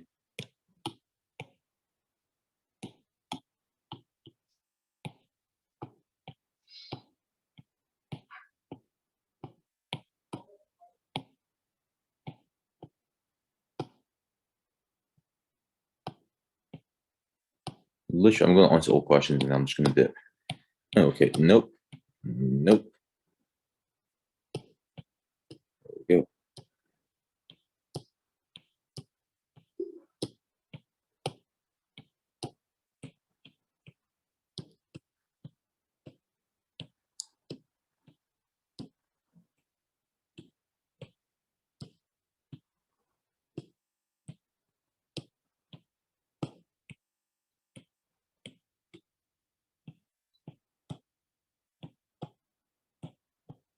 Okay.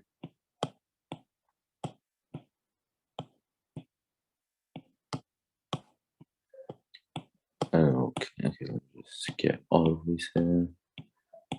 Yeah, the NEET exam. Yeah, that's for medicine as well. Really great exam.